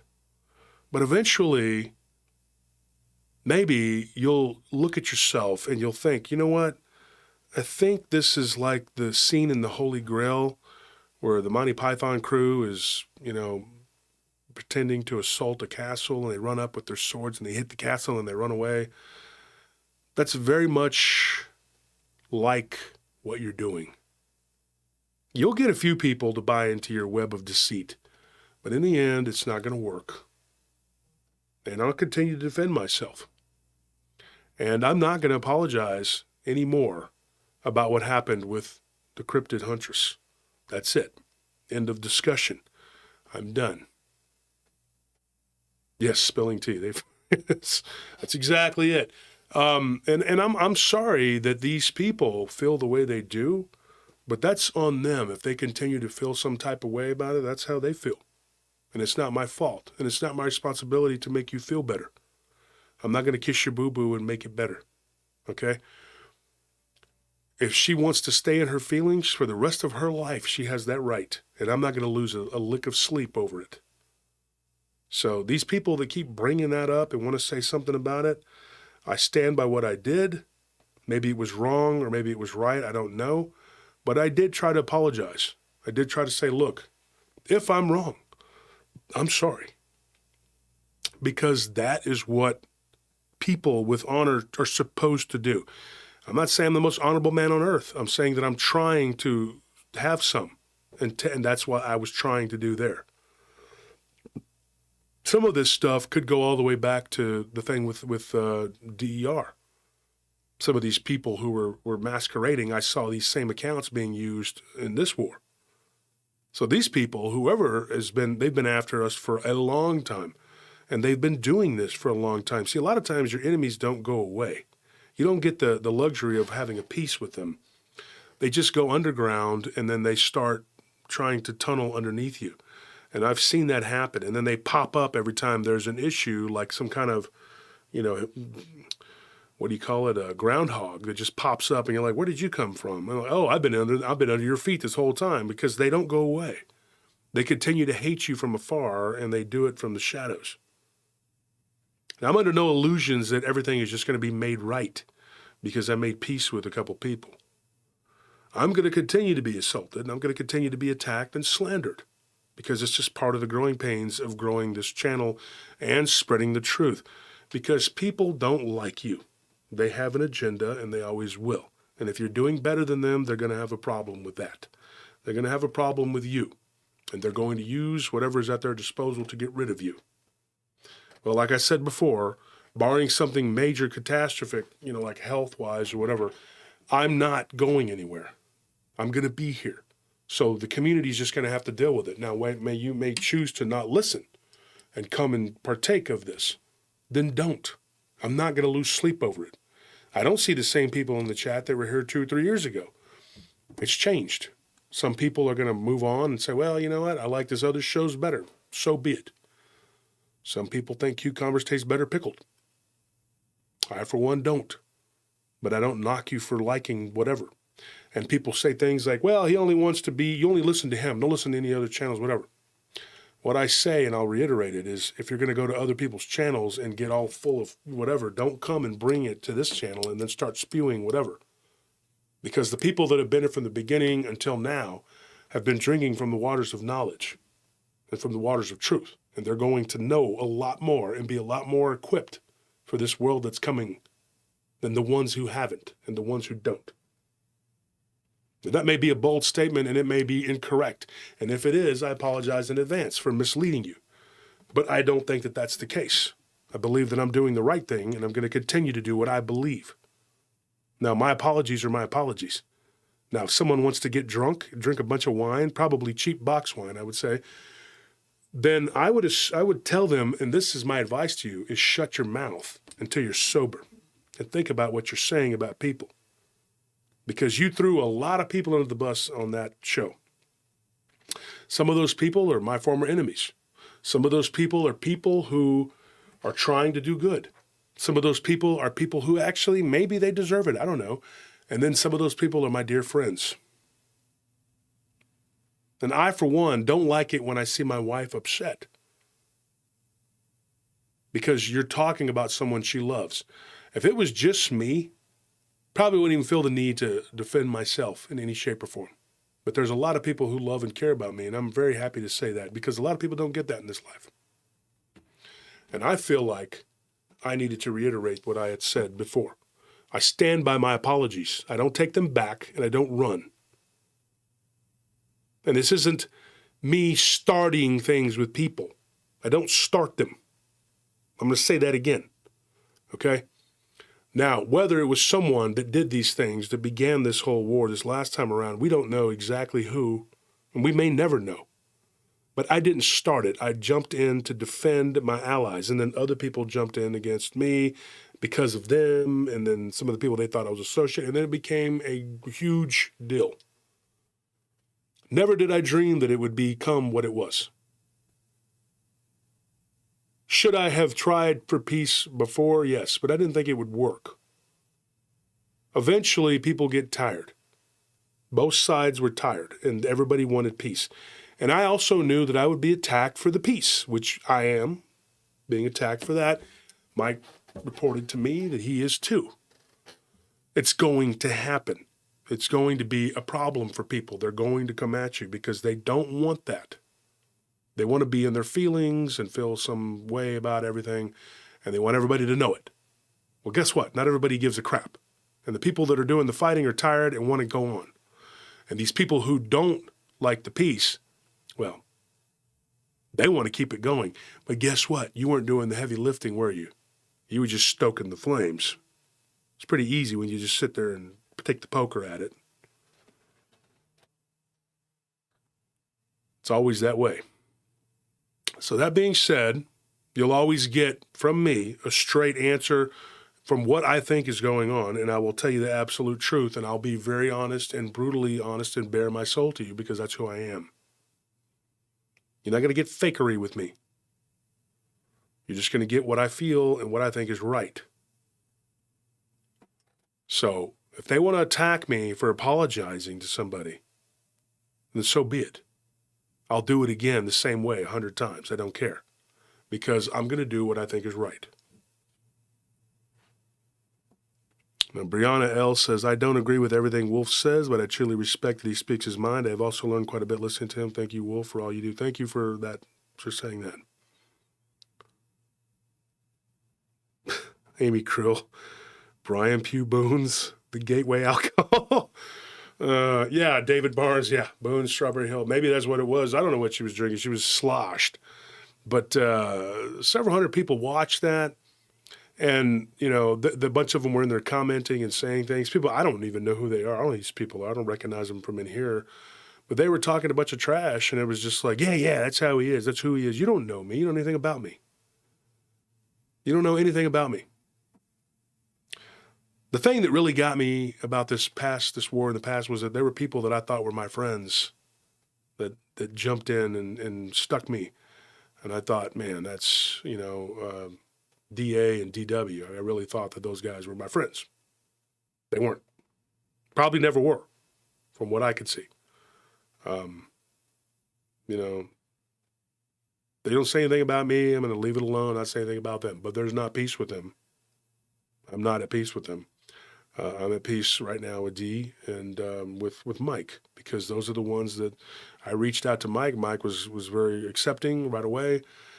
D reached out to me. And all the conversation started off contentious. I think that we can put it behind us. Now, if anybody wants to start it back up and it's not them doing it, I'm not going to do anything. I'll deal with those people myself. If they themselves decide that they want to come at me, so be it. They know where I'm at. You know, prefer peace.